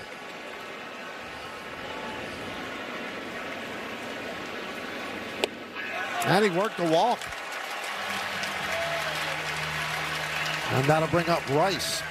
Hey, don't miss Liverpool FC taking on Wrexham AFC in an exciting soccer friendly at Yankee Stadium on Wednesday, July 29th. Get your tickets now at Ticketmaster.com.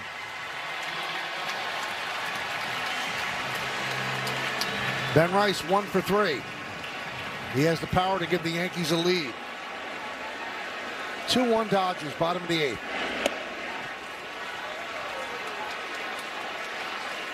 Oh, 0-1. It's surprising. We talked about no doubles, and if you look at Hernandez in left field, very shallow. Driven out to right center field and deep. That ball is off the base of the wall. Grisham rounds third. They're going to send him home. Here's the throw home. Here's the play at the plate. He's out. Tagged out by Rushing. That close to tying the game. Well, I'm sure we're going to take a look at it, but Mookie Betts, this ball was off target. You talk about an athletic play. Yeah, he got him. He got him before. I thought he might have got his foot in there, but this was all about Mookie Betts. The ball was in on time, but it was off target. He caught it running, threw against his body, and got rid of it quick. I mean, what a play.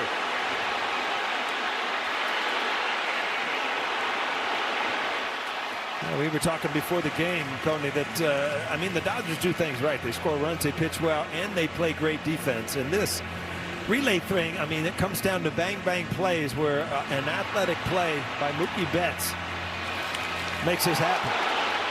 I'm seeing a little hold-up at third base here. And you got to get going better than that. And secondly, you kind of hesitate there. And it looked like a little hesitation at third, too.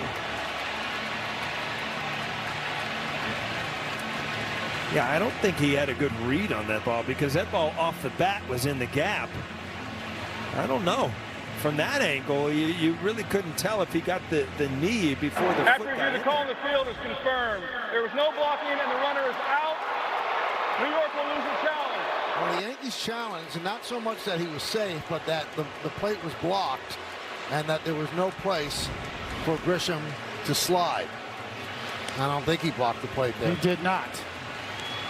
Heck of an effort by Grisham to kind of, change his leg position and try to get around that tag. I agree, Coney. He was not off at the crack of the bat there, and that was a sure double right off the bat. Well, how about this? The Dodgers elect to intentionally walk Goldschmidt, and they'll take their chance against Bellinger. So that puts the go-ahead run on base. Oh, this is so deflating when you're in the dugout. You get the big hit, and it doesn't account for a run. Now, the Yankees could send out a pinch runner for Goldschmidt. That's what they're going to do. They'll send out Max Schumann. And then the play they'll have in the ninth inning, they'll just have Schumann play the outfield, and Bellinger can come in and play first.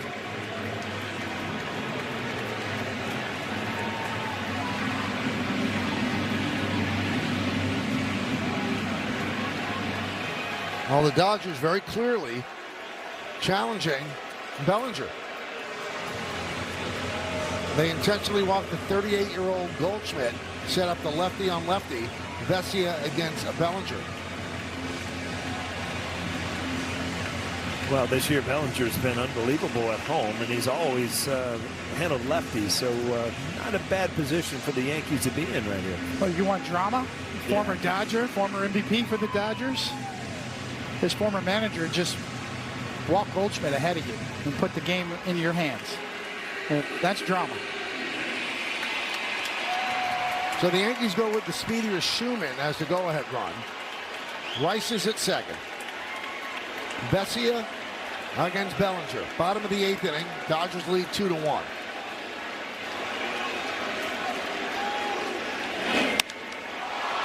Swings at the first pitch and lost it to center field. Pages is there and puts it away, and the strategy pays off. Yankees strand 2. We go to the 9th. All right, it's time to name that Yankee. We'll give you the clues again. And the answer is you have a Barber, Sal, the Barber Magley. One of the great nicknames of all time. You know why? Because he didn't mind giving you a close shave. He didn't mind throwing up and in. Had a little edge on the mound. He looked tough. Pitch for both the Dodgers and the Yankees. And there you go. Goes down. What the Barber did. Gave you a haircut. Lined right to Caballero. He fires the first. And they get Betts as Blackburn's on as the Yankees' new pitcher. Close shave brushback pitches. That's how he got the nickname. Threw a no-hitter with the Dodgers in '56. And he was the losing pitcher in Don Larsen's perfect game. World Series Game 5.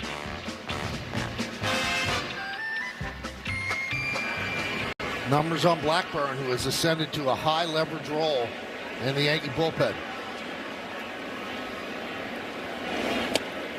So Rosario takes over in left field for Bellinger. Bellinger moves to first base, and Sanchez takes over behind the plate.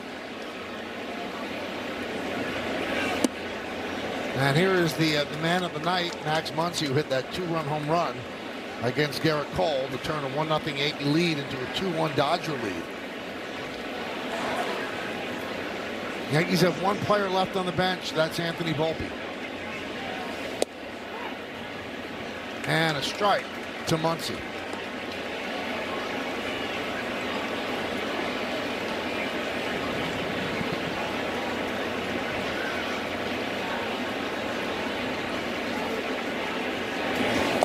Be a very fascinating post-game show following the final out here. Why'd you keep in Cole? And then Cole, what was your thought process on throwing that pitch? What were you trying to do? Yeah, that would be my mindset. You know, as a pitcher, I'm obviously biased. I love the fact that the starter was allowed to stay in that game, and I understand it's second guessable and debatable, and that's what that's all about. But yeah, I would like to know, you know, where were you trying to go with that one? What was the sequence there?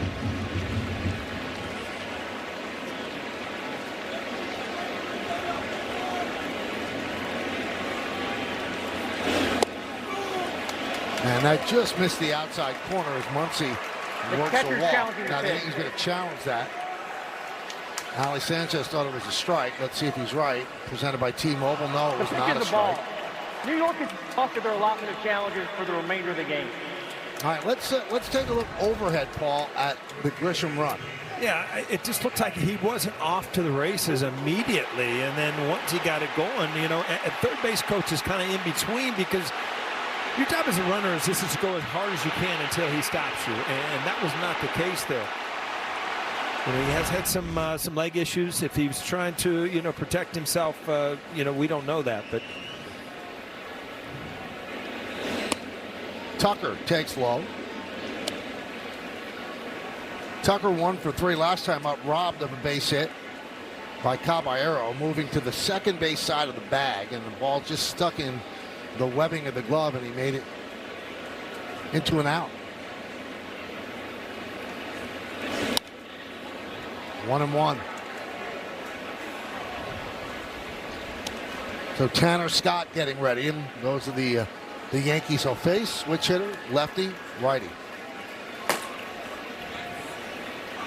The Dodgers have some lefties they can throw at you from that bullpen. Yeah, there's a third one tonight.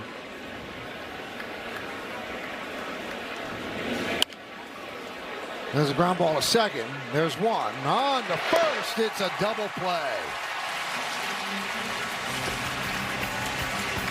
That'll do it for the Dodgers in the top of the ninth. We go to the bottom of the ninth. Do the Yankees have a rally in their bones? These are the guys that will try to do it.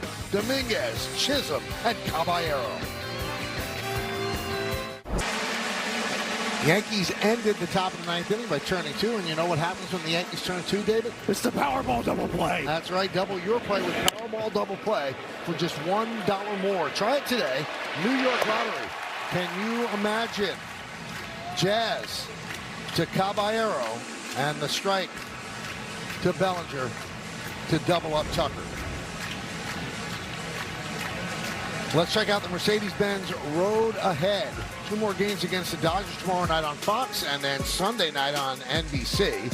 Then the Pirates come to town for 3, Monday, Tuesday at night, and then Wednesday afternoon. Thursday's an off day. Yankees head on a long road trip. 3 in Philadelphia. Then they spend a week in Chicago. 4 against the White Sox and 3 against the Cubs. We're going to see Skeens? No, he's pitching Sunday.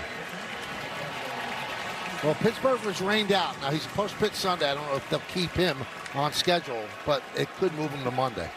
So you're saying there's a chance? There's a chance. Okay. Tanner Scott will try to close it out for the Dodgers. First up, Jason Dominguez. Fouled away.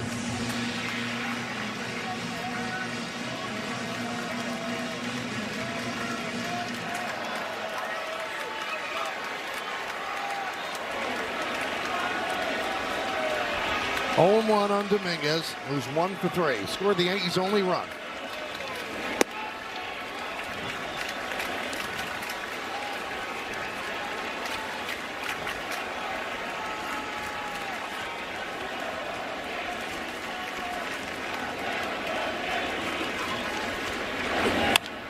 Hit sharply and caught by Muncy, who's hugging the line, guarding against the extra base hit. 1 down. Talked about the no doubles. You know, every once in a while as a team, you need breaks. I mean, this ball was hammered right down the line. Muncy, because it's late in the game with a 1-run lead, playing right on the line. Easy play. That was going to stay fair, too.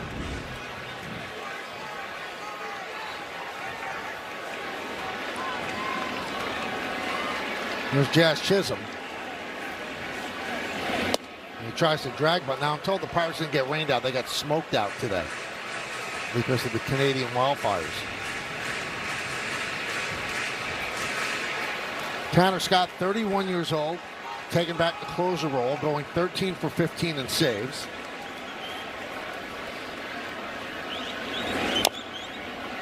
Oh, 2. Turned out to be a pitcher's duel between Sasaki and Cole. Yankees scored an unearned run in the 4th inning. And then Max Muncy hit a 2-run home run, the last pitch thrown by Garrett Cole in the 7th. That's where we stand. 2-1 Dodgers. 1 out here in the bottom of the 9th. And down goes Jazz Chisholm as he tips it into the glove of Rushing. And the Yankees are down to their final out. We got a pitch to hit here. Just went with a high fastball. Had a little cut on it, though, but just got it by him up in the strike zone. Like a side 4-seam spin there. Yep, late and underneath it. So it comes down to Caballero. And he swings and misses to a 98-mile-an-hour fastball. It looks like Caballero was taking one shot to try to tie this up, and it was just late. Now you got to get rid of that swing, and just remember that now you could get a single, steal a base, and you're in scoring position. Right in on the hands, and the Yankees are down to their final strike. Stay tuned for tonight's WB Mason Yankees postgame as Bob Lorenz and Jack Curry are in the studio with highlights and analysis. Meredith Marakovitz gets player interviews in the clubhouse, and we'll hear from Aaron Boone on the manager's report. That's all coming up next on Yes and the Gotham Sports app. Yankees trying to delay that postgame show. Pitch up and away, 1-2.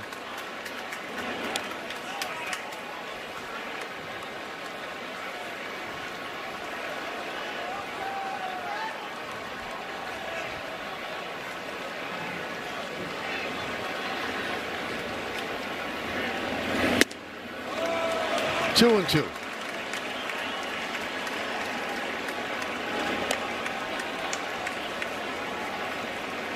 Dodgers signed Scott to a long-term contract. It was a disappointment last year, but has picked it up this year. Second year of a 4-year, $72 million deal. He did not pitch in the postseason. The 2-2. Popped up. Edman will put it away, and the Dodgers win the first game of this 3-game set by a score of 2-1. The Yankees' 4-game winning streak is snapped. So many things to talk about in this game.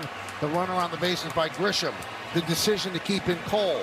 Cole's decision to make the pitch to Muncy. So a tough 2-1 loss. Well, Cole, I mean, it was as good as it gets. I mean, he had a great fastball. He pitched ahead. He had the one pitch, and then you talk about the play at the plate.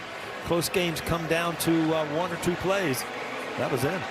It's good old-fashioned pitchers duel. Both pitchers were very sharp. Great stuff. Couple of plays out there, obviously, but the home run, but also the base running on the Yankee side certainly matters in a close game.